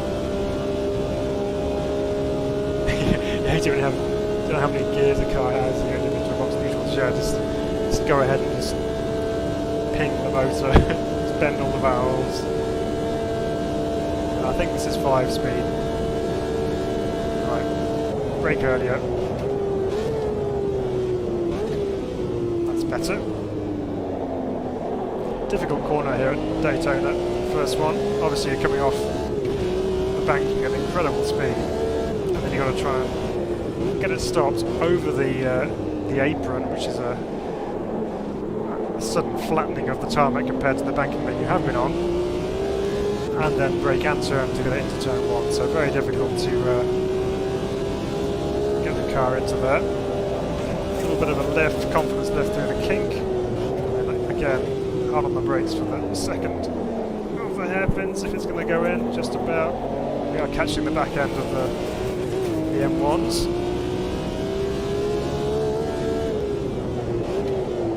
Let's try and get a good one onto the straight this time rather than last time.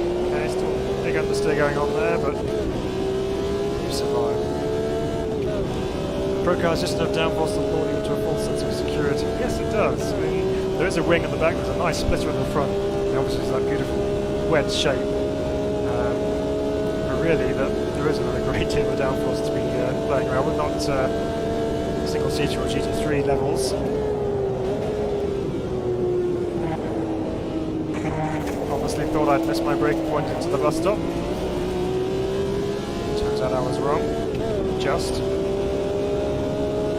7/10 up on our quickest lap, so that's explaining our progress towards the back of the pack. Let's see if we can at least grab these two before the end of the race. We've got probably 2 more laps because I have a sneaky suspicion that we're going to be seeing some Group C cars coming through very soon with all the flat out sections of this track.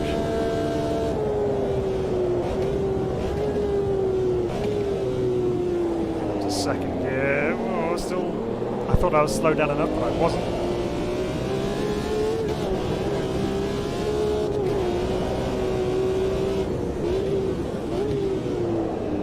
There are not many cars that you really look forward to downshifting at.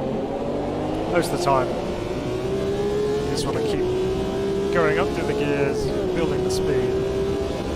But in this, you genuinely do look forward to those times where you can put the brakes on, hear that. Right, we're back up with the M1s.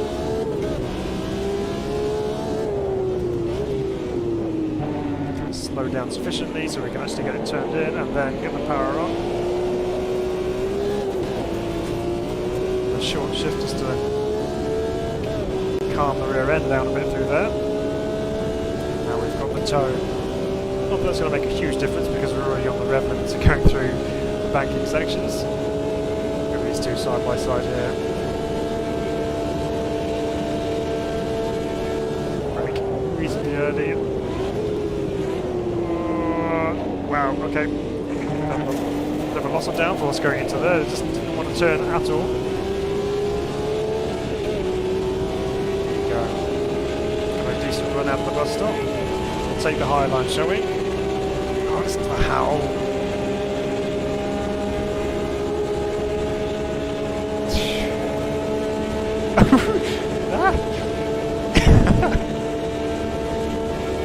We scared one of them off, purely because I was about to crash into him. Woo, we had a bit of a braking moment then. Speaking of brakes, need some quick. And we've lost both those places with our little overshooting moment into turn 1. Flames out the back of the Pro car, not an uncommon sight.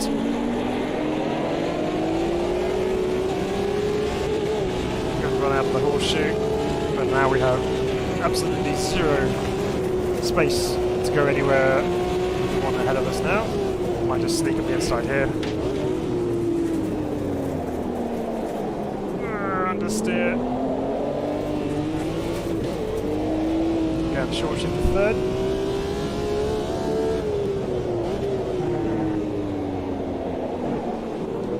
Getting it tucked into that corner a little bit better now. Oh, is it less bumpy now? I've heard time to say myself. Is the sim bumpy in terms of this particular track, or is it just in general? But it doesn't feel particularly bumpy. It's got a couple of bumpy spots, as you'd expect, joining and coming off the banking and through the bus stop here. Look out, blue flags are on. Get ready for some mad Group C cars. There's one. I was looking back to find him, but he was already gone. Yeah, but it's the sim you feel most connected with on. Yeah, no, definitely. It's very nice. Look at this, we're just side by side here, nowhere to go. All of us on the red limits. Of course, we didn't get a chance to fight for that because we got lapped.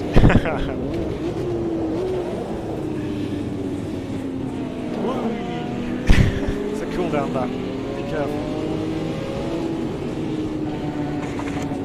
Oh, okay, so generally see people complaining about the suspension being crazy. I've not felt that. I know that originally the Porsche Cayman and some of the other Porsches actually were quite bumpy and quite hard on the suspension, but that's all been done away with, from what I can tell. Anyway, it doesn't feel unnaturally bumpy anymore. It's actually still quite quite compliant and quite nice to drive. So, yeah. All good as far as I can tell. That was fun. BMW M1 Pro car. So going back to Funky's question then, M1 Pro car or the RSR? Don't make me choose. Please don't make me choose. That was fun. It's a different driving experience altogether. I mean, you just can't help but enjoy driving the M1 Pro car just because of the noise. You just can't get away from that. But you know the RSR, yeah, that's a fun car to try and manhandle. The M1, yeah, as you say, it's got more aero to it a little bit, so it has a little bit more of a planted feeling through the fast corners, whereas the RSR, you are just fighting it all the way around. So yeah, I enjoy both of them. I'm sorry, I'm going to have to sit on the fence. I can't choose that. Right, well, what we did say we were going to do is we were going to take this out. We're going to change the livery up because why not? I'm going to jump in that black one, whichever one that one was. Is it this one? That was the one, wasn't it? Yeah. Jump in that one because that's nice. And we're going to take it out. I know you must choose. No!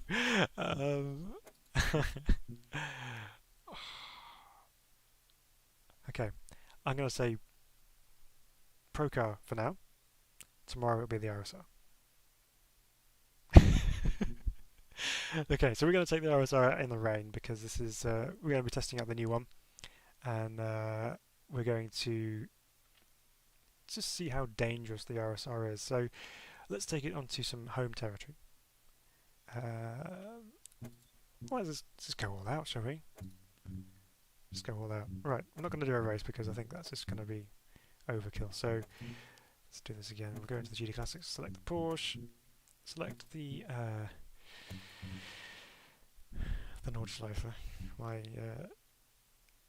Yeah, I kind of have an idea where I'm going. Let's just put it that way. Weather forecast. Thunderstorms in Germany. Why not? put it to the middle of the day so we have at least some light. And yeah, we'll find out just how difficult the RSR is to drive in the rain at the Nordschleife. This is a public service we're putting on for you guys here, so you don't have to worry about doing this because I'm doing it. So Laurent says, oh, okay, it was funny because my girlfriend had never tried sim racing and she's quite a car nut, so I had to try Gran Turismo Sport, then Automobilista. After a second of Automobilista, she's like, oh, deadly combo. Yes, this is a deadly combo, this one. Monday Pro Card, Tuesday RSR. Yeah, just alternate. Just go with one every other day. Right. Let's see if I survive this. I was just sitting in the in the mid lane here with that rumble on the background. Just don't want to go out. I'm not going out there. Don't make me do it. Right. It's lashing it down at the Nordschleife. There's going to be standing water.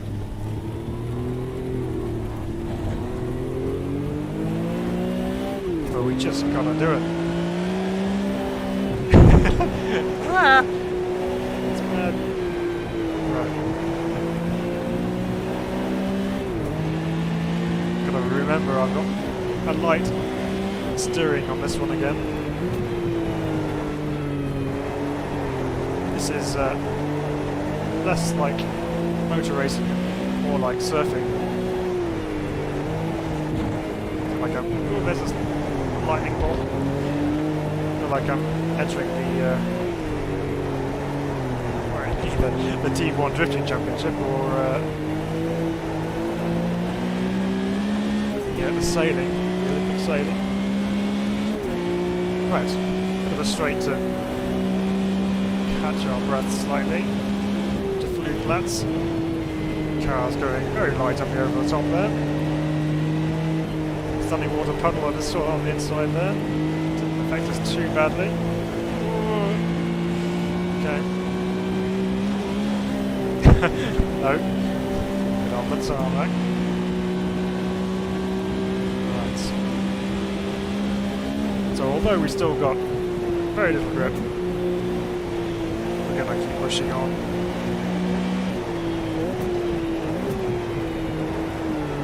Floating into this downhill right-hander and floating out of it.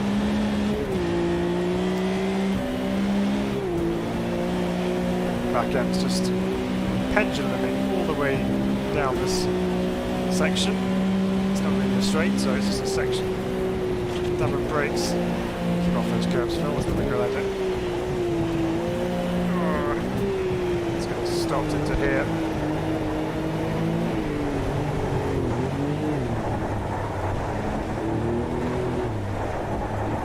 Good news is the understeer's disappeared.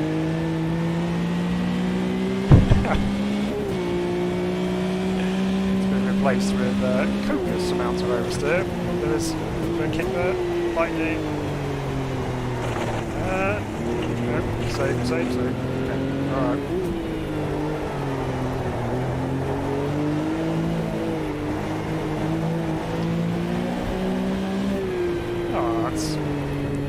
Nothing to worry about. Safe as houses. Now that was in a Fusca, by the way. I've been dead several times already. Lost concentration, so I was too busy thinking about Fuscas, but we survived. Don't touch that grass, that's going to be the end. Right. Get the car slowed down now because this is a tight section.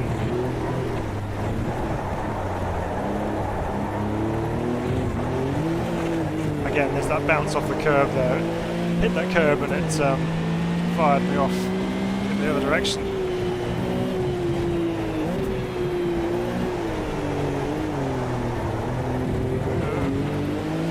Let's see if we have any traction whatsoever up the hill. I know the rear end should be slightly better stuck to the ground in the wet than any other car. Not going full throttle very much, I must admit.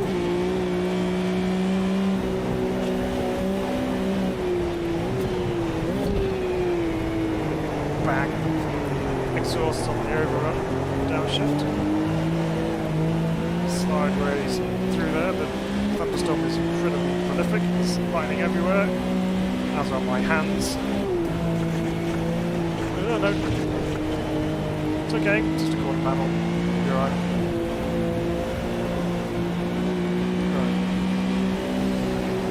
Fast section, no margin for error, and also no visibility. Can't see where I'm going. And then there's a fast left coming up just round here. Back out because I'm in the wind.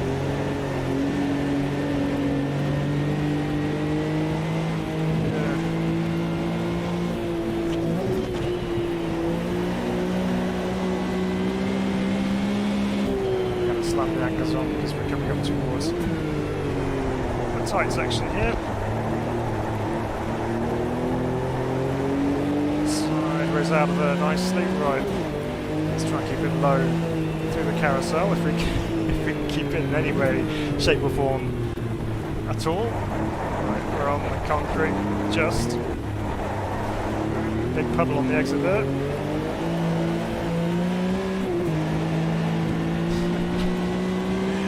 Right, climbing the hill once again here.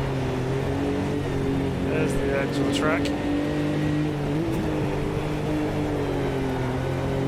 And round to the right, big broadside going into there. Over the top of the hill. Nice of the lightning to illuminate the road ahead for me. Because I certainly need it.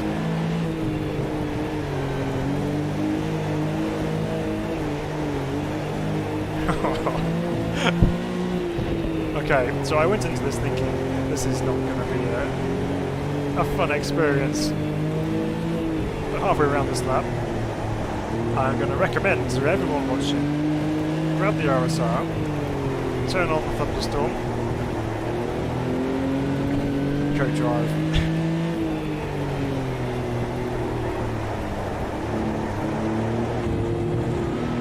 This is a fun experience. It certainly helps with car control. Not to mention memory recall.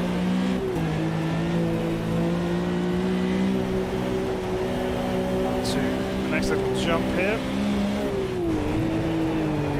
Got on the brakes a little bit early just to make sure I made the corner. Slide it out of there. Oh, there's a curb. Next crest, fast little section through here, but not quite that brave in the wet. Wipers working overtime.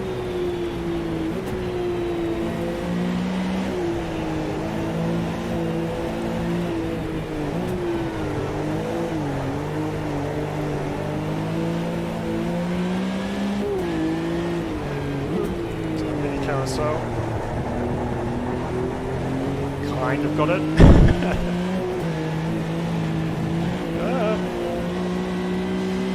Yeah, definitely stay off the curbs, that's advisable.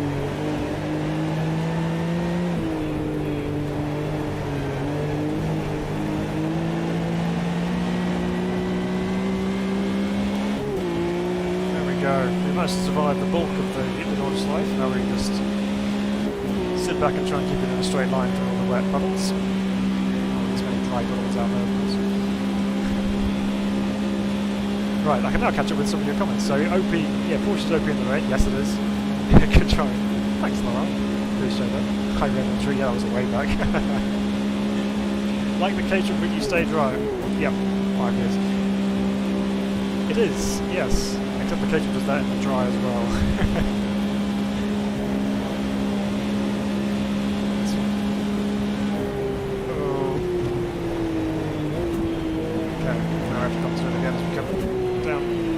Gearbox, twisty left-right sections to finish the lap off.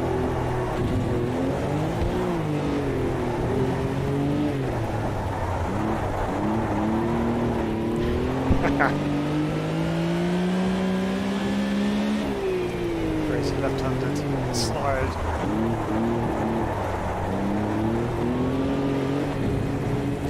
there you go. So if proof for proof needed, you can control this thing one-handed, because the feedback lets you know when you're losing that grip, but also how much opposite lock to put in. Even when you clout the curb, you just let go because it's out of control. But there we go. Rain racing in the RSR at the Nordschleife is not as scary as I thought it was.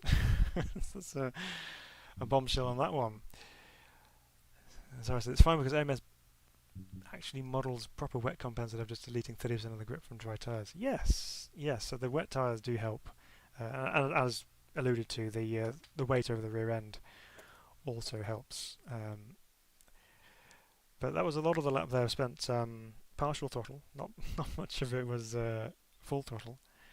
But yeah, that was quite fun actually. Enjoyed that. Right. What else? What else do we need to try? What else do we need to try? I know there were some changes to. There's some bug fixes going on in the custom championships as well, which I know a lot of guys like to use the custom championships, and they're a good, worthwhile feature of AMS2. It gives you something to do. If you're not one for driving online, then yeah, it's good to have those working correctly. Okay, I'm just going to do a little bit of housekeeping. I know we did this last week, but there was something that we mentioned, which we didn't actually do. So last week we were in AMS2 and we were doing, we were trying tracks in reverse, and I had probably quite foolishly said that what about we drive in reverse, but we have the AI on. Obviously, they're not going to be going in reverse, so we'll just see how much we can dodge them.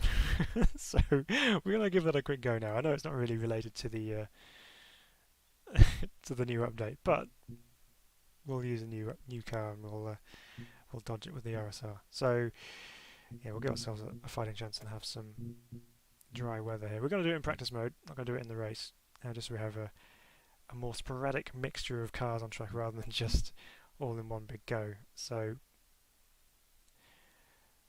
we're also going to do Daytona in reverse because there was a comment right at the end saying, what about Daytona, just as we were finishing the stream, so we didn't have a chance to do that in reverse. Now, I did mention in the stream that Daytona going backwards is probably going to be pretty much similar to going forwards because the layout is pretty much symmetrical in a way, so it's not going to be too much different, but nonetheless we shall do it. And we'll keep the same combo of cars because dodging some of them could be interesting. Now I'm not sure how this is going to go because one, I've got to be aware that the AI might do something unpredictable, shall we say.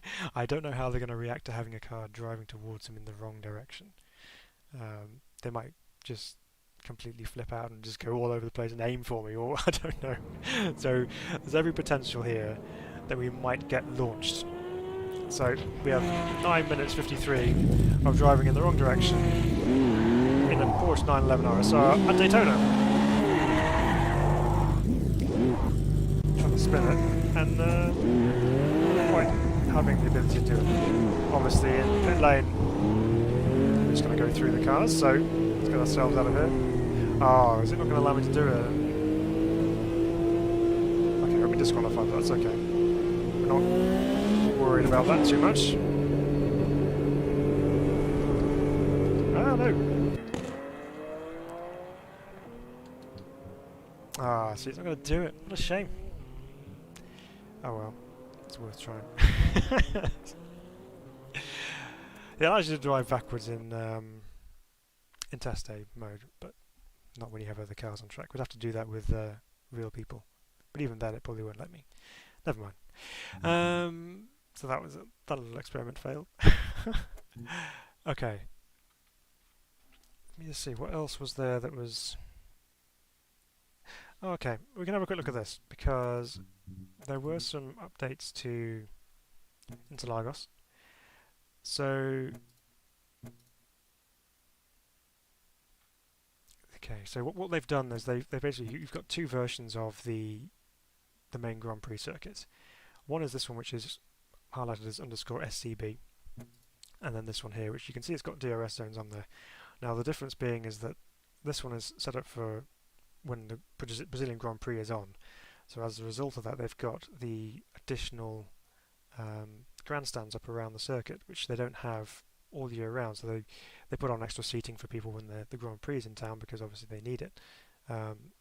So the Interlagos SCB circuit will be the same as the Interlagos circuit, but without as many of the grandstands. So we'll drive the standard one first, and then we'll jump into the SCB one and just see what's missing, shall we say. So what we'll also do is we'll drive the Opalas, because I know these have had a tyre update as well. We'll go with the 86 variant, excuse me, and just see what goes, because it's new content, so we're going to check it out and show you guys what's available in this update. So Interlagos is one of those circuits you either get on with it or you don't, and it's a bit hit and miss for me. Sometimes I can get around it no problem. Other times it's a little bit, yeah, not so fun. Oh, we've got the same. Okay, fine. We've got Group C cars and Pro cars out. That's fine. So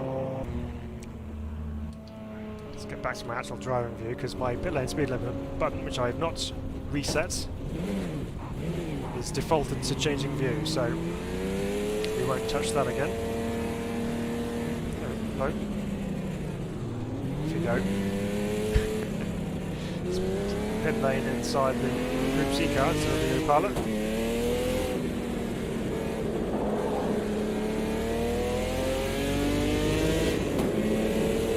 So this is the Grand Prix layout, and so you've got all the grandstands down the side there. You've got all these down the straight.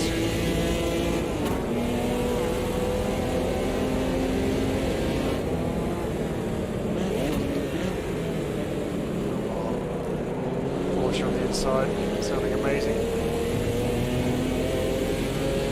Having problems going past the Opala. It's just too slow to overtake. Get some track position back on these Group C cars if they don't get past it soon enough. It's coming there.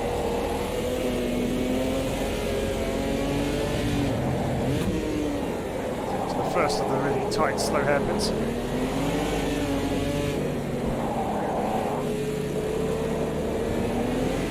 And for a moment your car had 800 horsepower in it. Yes it did. And then it left just as quickly as it arrived. That would be an interesting thing to drive, the 800 horsepower Opala.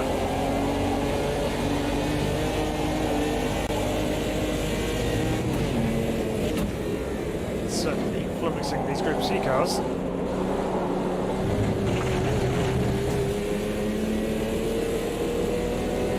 And now the climb up the hill really hurts us.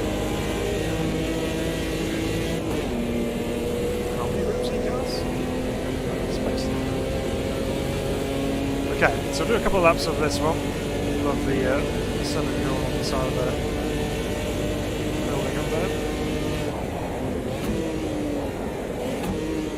Two grandstands on the outside of turn 1, which is always a very hot spot for action in the race.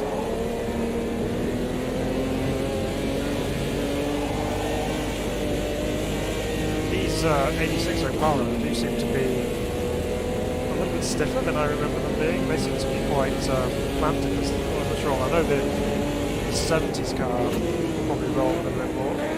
That's a cheeky move. Moving in the braking so well. But yeah, this car does feel more stable on its suspension, should I say, rather than rolling around.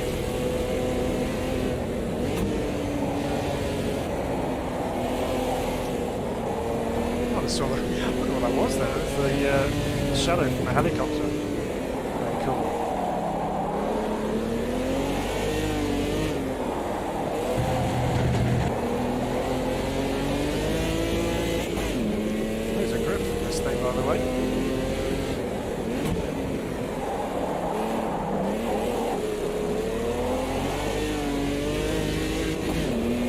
be as quick in a straight line as the RSR, but through the corners it will make up for some of that pace deficit.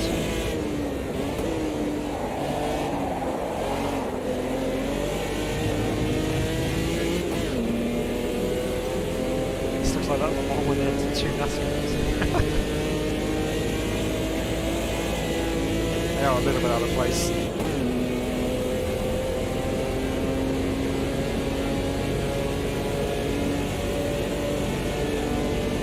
Okay, so we've got our feel for Interlagos in its Formula 1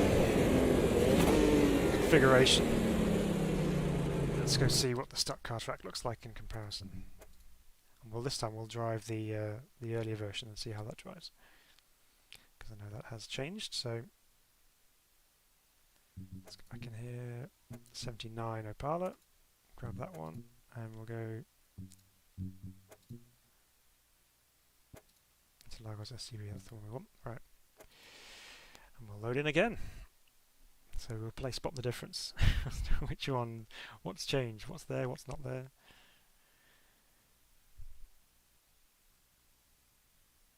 So Funky says, I think Interlagos is a great track, but I can't quite read that because it's underneath my thing there. Wait for it to load in, I should be able to see that in a second. Spoiled by a couple of awkward corners. Yeah, I think I know the ones you're talking about, but yeah, it is a good track. Well, once again, I didn't turn off the opponents, but that's okay.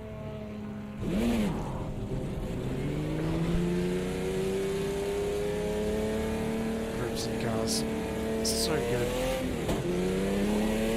Okay, so this is the stock car variation.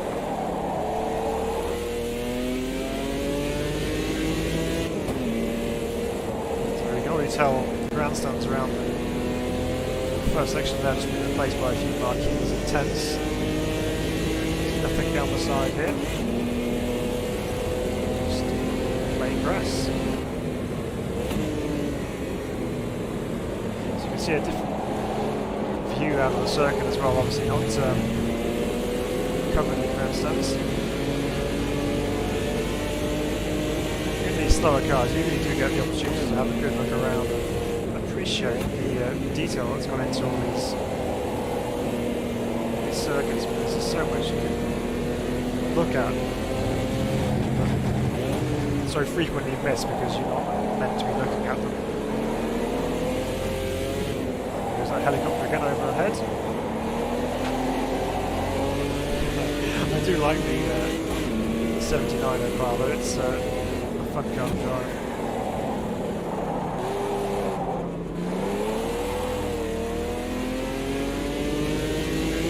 Definitely less rolling than it used to be. It used to have a lot of body roll in it. And I know we've talked about this in the past when we've driven this car on the channel. I think it was actually Lazarus who said that it should be a lot lower, it should be more of an aggressive stance on the track compared to what it was on here, so the body roll definitely seems to have been reduced.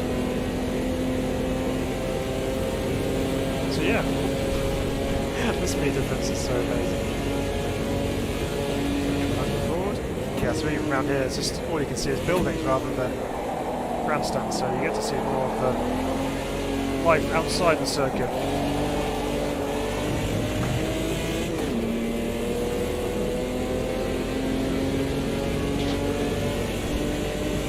Like I'm standing still, so those Group C cars go past.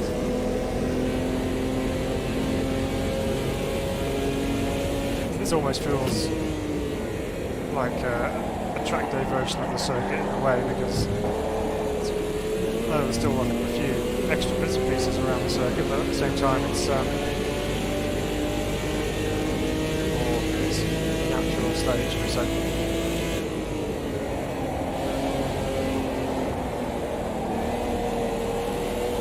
oh, is it this? Ah, okay, so it's the old stock system. Okay, we'll try that. But yeah, so there we go. Good views around the circuit. See more of the skyline in the distance there, all the high-rise buildings. everything that surrounds the Sao Paulo track, which is in quite a built-up area actually. Yeah, so that's quite cool. The Opala is quite nice on the tyres as well. It's good feel on the track, so yeah, no complaints there. So yeah, it's the old stock, right? Let's just try this for a laugh. Just why not? We will just do this in a test day though. So let's just tell you what. If this is really soft, let's revisit Salvador, as that's a bumpy track. no, not thunderstorm. We'll spare that for the moment. We'll go with some nice light clouds. Okay, we'll load into there. So yeah, Funky talking about those awkward corners, right? Even when you get them right, they feel awkward. That's distinct from different corners that feel good when you get them right. Yeah, I know what you mean. So you can still nail the corners, but they're just, something doesn't feel quite right with them. Right, let's test out the trampoline. I mean the old stock in Parliament. The roundabout. They are parking fee, and then ease ourselves onto the track. Oh yes, okay. The body roll is back.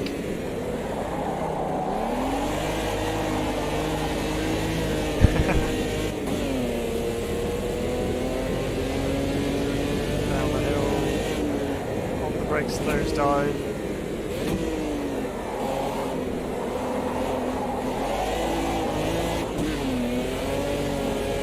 Okay.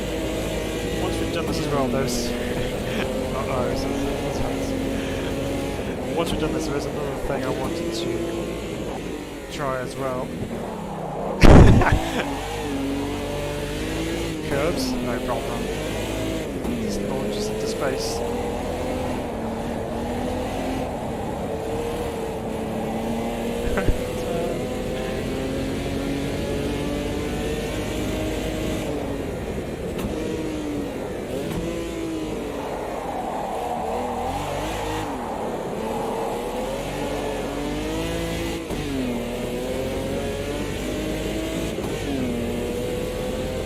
So the bumps that I was feeling around here seem to have disappeared.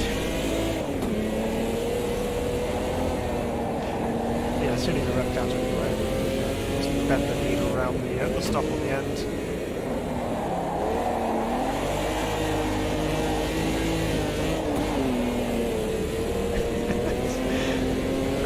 Wallowy thing.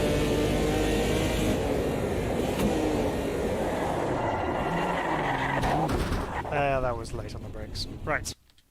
Okay. That was just for fun. Right. So the one thing I wanted to try was I noticed in the notes that they've changed the diff settings for the old Mini. So driving that fairly recently, there was quite a degree of slip from the front end. I mean, obviously it's front wheel drive. It hasn't got an awful lot of grip anyway, so if you light the throttle up on it, then it will try and wheel spin on you anyway. But it did feel like it was potentially a little bit too much. I'm just going to try this out as well, because Alton Park's had an update to the seasonal textures as well, so we'll put that into October mode and go drive Alton Park in the autumn. So they've changed the diff settings on the Mini, so I'm going to see what it's like to drive with the new settings, if it's changed in any way, or if it's a little bit less aggressive on the front end, so we'll see. The original Mini Cooper, a fun little car to chuck around.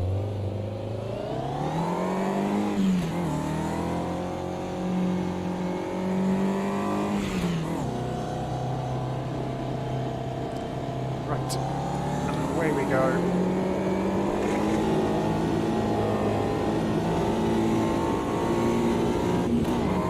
particularly in the fast corners where we're going to notice this. So first one being Cascais, reasonably quick.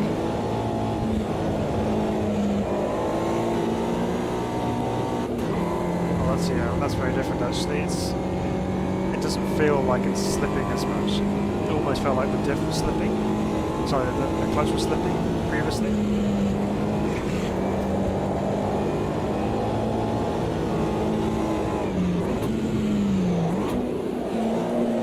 Second gear is a little bit too much for that corner with our revs that are available to us on the brake on a lay series motor.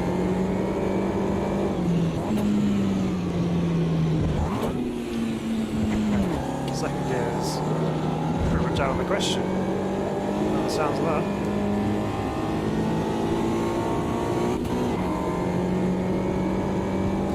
Great shift, but it's okay.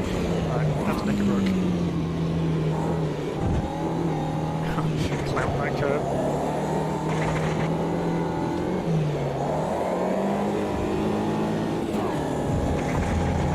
Okay, I'm being deliberately rough with it as well, you may notice. But I'm trying to exacerbate that feeling that I was getting originally driving this car.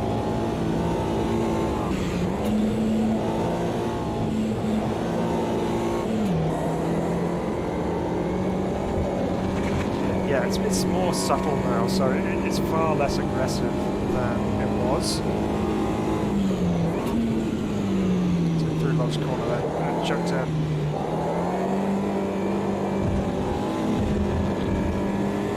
Okay. Yeah, that's a good improvement, I feel. It feels more like a Mini, because although they don't have a huge amount of grip, and you do see them sliding and moving around quite a lot,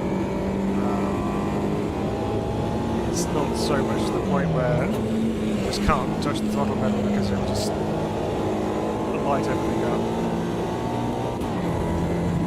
Whereas this feels like it has at least a little bit more bite on the road. You can actually use the front end, because obviously being front-wheel drive, if you do get the back end coming around like you do there, you can apply a little bit of right foot to try and bring the car back into some form of balance. And with these new settings, you can actually feel like you can do that with not just wreck your front tires.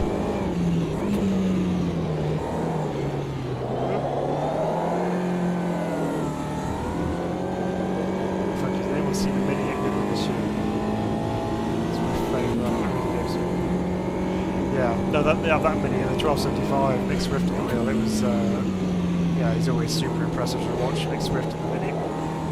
We got a Mini Cooper race at the Silverstone Classic this year, which should be a lot of fun. Getting rid of these cars. Appendix K class historic Minis, not just the not Mini Minis on the 7 Championship, but yeah, the original Mini Cooper S's. Doing battle around Silverstone is always a fun thing to watch. And that race at Goodwood as well was good too. Yeah, okay, happy with this. This is a fun car to drive again. Turned in a bit early then, but and Ultra Park's look lovely too with its tunnel scenery. Yeah, the 1275 GT. Yeah. Fun little car. Okay. Good. Happy with that. Very nice. Right. Okay, I think one last run, and we'll do it in the RSR again because this is predominantly about that. I know we've done a lot of running in that, but we'll run that car once again to sign us off for the evening. We'll run it in the black livery. We'll do a race with it again. Let's find a suitable place to go take this car then. What was the oh, it was this in the Group A's, wasn't it? We'll add them as a car class in the opponent settings. So clear all. We'll put the Group A's, Group C's, and Pro cars in. Okay, that's good. We'll up the difficulty because we seem to have the pace of the RSRs a little bit. So we'll, yeah, random grid position, that's what we want. Right, let's find a suitable place. We'll put turn practice off. So we've done Silverstone Historic.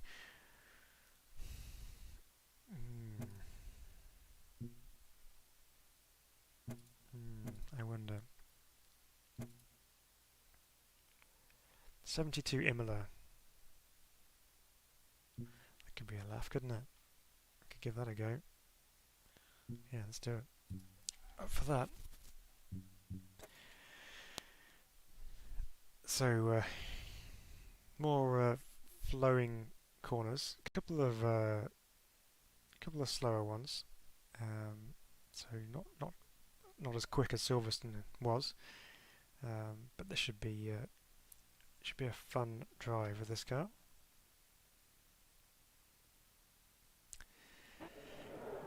And there we go. It's our grid of old cars. I'm looking forward to the Corvette joining the mix with this as well, because that'll add a really different dynamic to it. So the Porsche should be really good through the corners, and the Corvette will probably bomb off down the straights and then not do the corners quite so well. You'll still be able to do them okay, but you just won't have the balance as the RSR. So here we go. Azaris is up for this one. Here we are. 6 laps of Imola.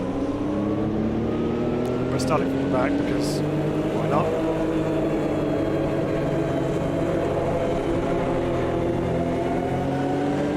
Off we go. Let's see how much of a fight the Group A cars put up against us. Oh, that one looks so nice. Getting a nudge from behind.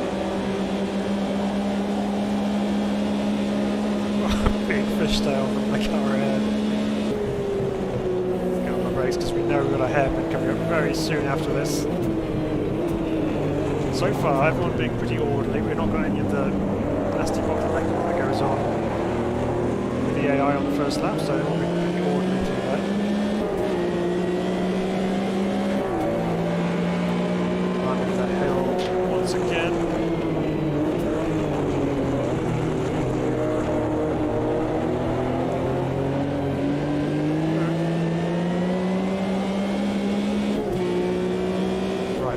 Down towards Aqua Minerale, big curve on the inside, don't want to touch that.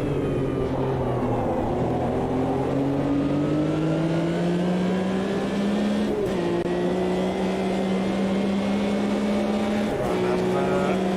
Now no chicane to worry about at the top of the hill, we'll just potentially flat through here. If we didn't have lots of other cars around us, I may have been brave enough to try that. The brakes here for the penultimate corner. Way.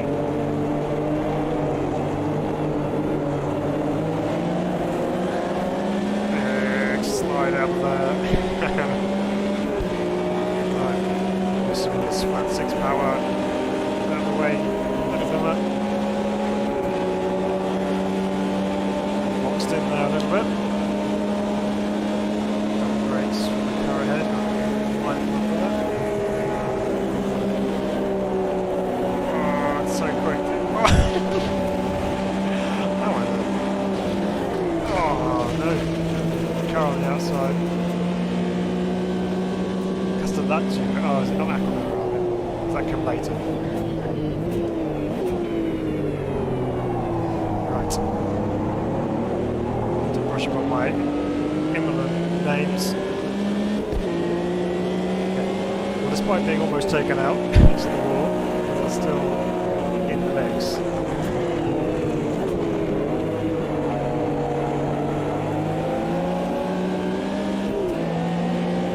These old circuits really do just throw into the mind just how difficult and unforgiving they really were back in the day.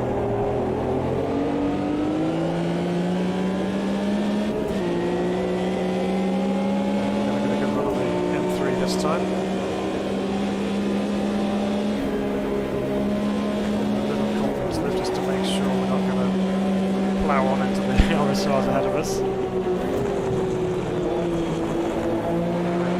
Dive down the inside here. Oh no, the other AIs have the same idea.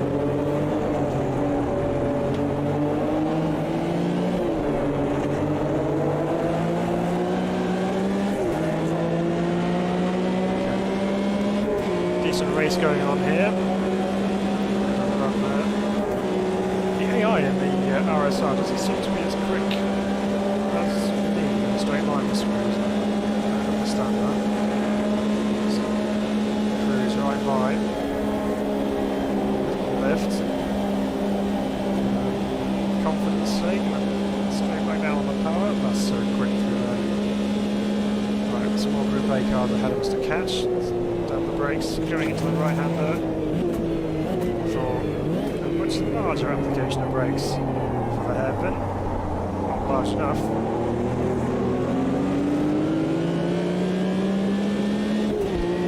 think this is one of your favourite tracks, isn't it, Zaris, from memory? On brake.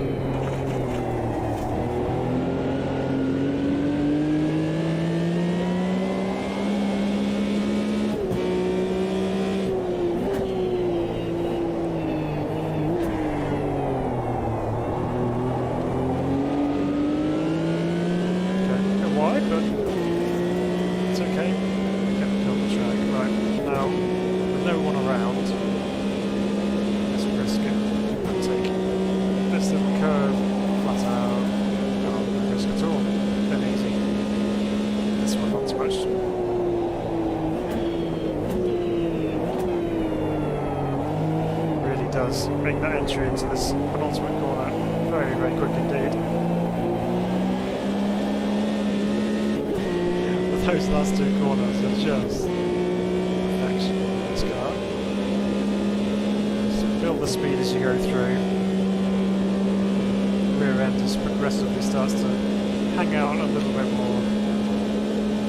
Right, is this going to be a flat?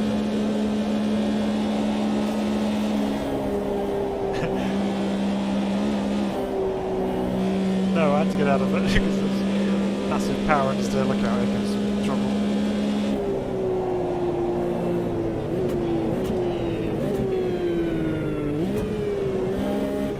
First gear, that's too much.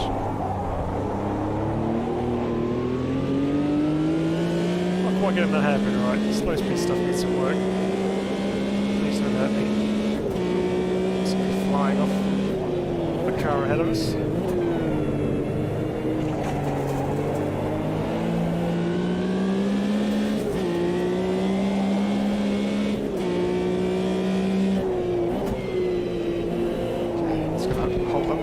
Cars ahead of us here.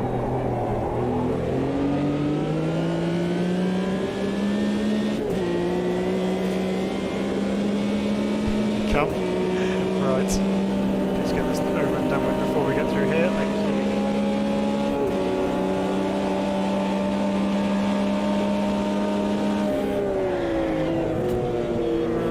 Big lock up trying to avoid the back of the BM.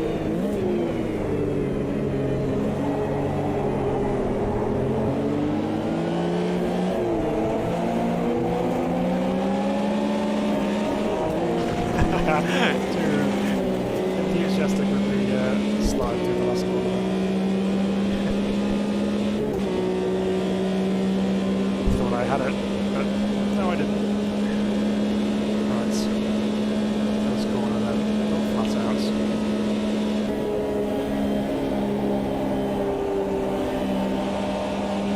Just a slight lift out the throttle, and then straight back on the power again.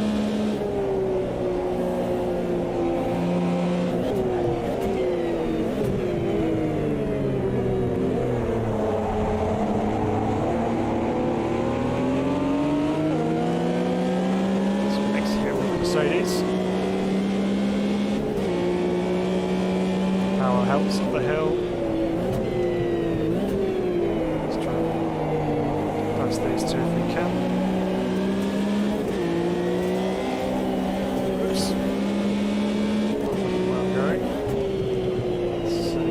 make.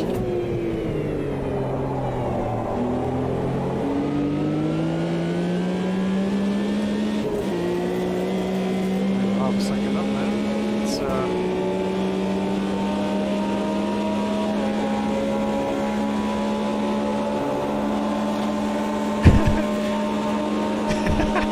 where did he come back from?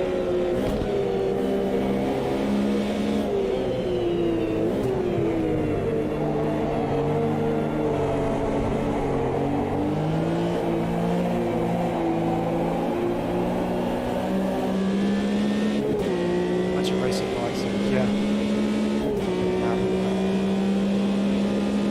So quick. There are barriers to catch you.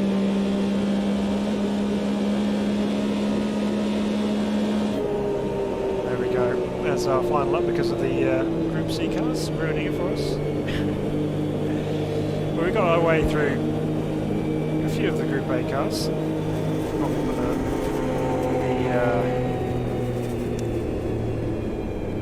the difficulty up for the RSR still, because we were quite ahead of them. Cripsy drivers, check your mirrors if you want to live.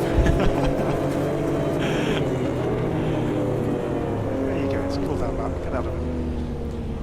Well, that was fun. This car is good, worth a try. If you haven't already tried it, definitely worth driving. Psycho prototype's going to Psycho prototype, yes they are. They're the quick cars, so you have to let me through, and if you're not, I'm just going to go through anyway. This car is really, really fun. Looking forward to driving this a lot more. And it's always nice to have more historic cars in a sim. I'm a big fan of historic motorsports, and having this one to drive in here is really, it's a real pleasure to drive this car. So. Very, very good. Good updates. Not as much content as we have had in the past with the major updates from AMS2, but with the work rate which they're putting in, the updates which are being churned out constantly, you know, we really can't complain, because what they have delivered here, for me personally, is very, very good. The car is very good. The track, okay, it's not my cup of tea, but it's still a worthy addition to have in the sim. Specifically for the stock car side of things, and it is a challenge to drive. And then all the little tweaks that they made to certain cars, so for example the Mini was a really big plus for me. The only slight letdown, as I'm sure Azar should probably agree, the Group A cars do feel a little bit sloppy on the front end, especially the Mercedes.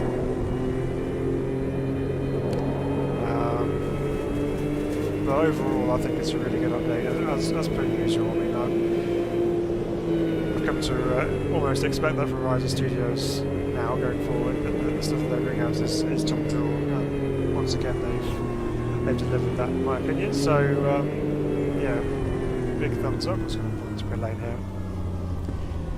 Yeah, it looks a blast. It's funky. Yeah, it is. It is a real blast. It's good fun. But you know, if you haven't driven AMS since the update, do be aware that you are going to have to check out your your controller settings when you go back into it and just reassign things, because obviously I've missed things in the rush to get up and running with the stream this evening. So you will probably have to redo some of your buttons and settings and things just to get it back to how you want it to. But other than that, very, very good. So there we go, that's our little live review almost of the July update for Automobilista 2. Hope you've enjoyed it. It's been great to have your company this evening. I really enjoyed your comments and interaction and things. Thank you so much for joining us and for spending some time with us this evening, and to share this experience of the new content with us. It's been fun. So feel free to go and check out Spa-Francorchamps 24 hours now. I'm sure it'll be night time there, so there's not going to be much to see other than headlights. But I'm sure it'll be good racing. So once again, thank you for joining us. Please do feel free to like the stream if you have enjoyed the content this evening. And thank you for our new subscriber. I'm trying to read his name, but I can't read it because of my thing there. But thank you very much for subscribing, and to all those who have subscribed in the past and for being here with us. So big thumbs up to you guys, and we will see you all very soon. I'm going to try and do our best as ever to get a video out midweek. Next week is not going to be a live stream, or the week after, because we are going to be on holiday. So I will make sure that we have something to watch on the channel at the same time. So we'll have some recorded videos going live at the usual time of 8 o'clock, and then we will see you live on our return. So big thank you for joining us. I hope you have a good remainder of your evening. But until next time, we will see you very, very soon indeed. Have a good rest of your evening. Bye-bye.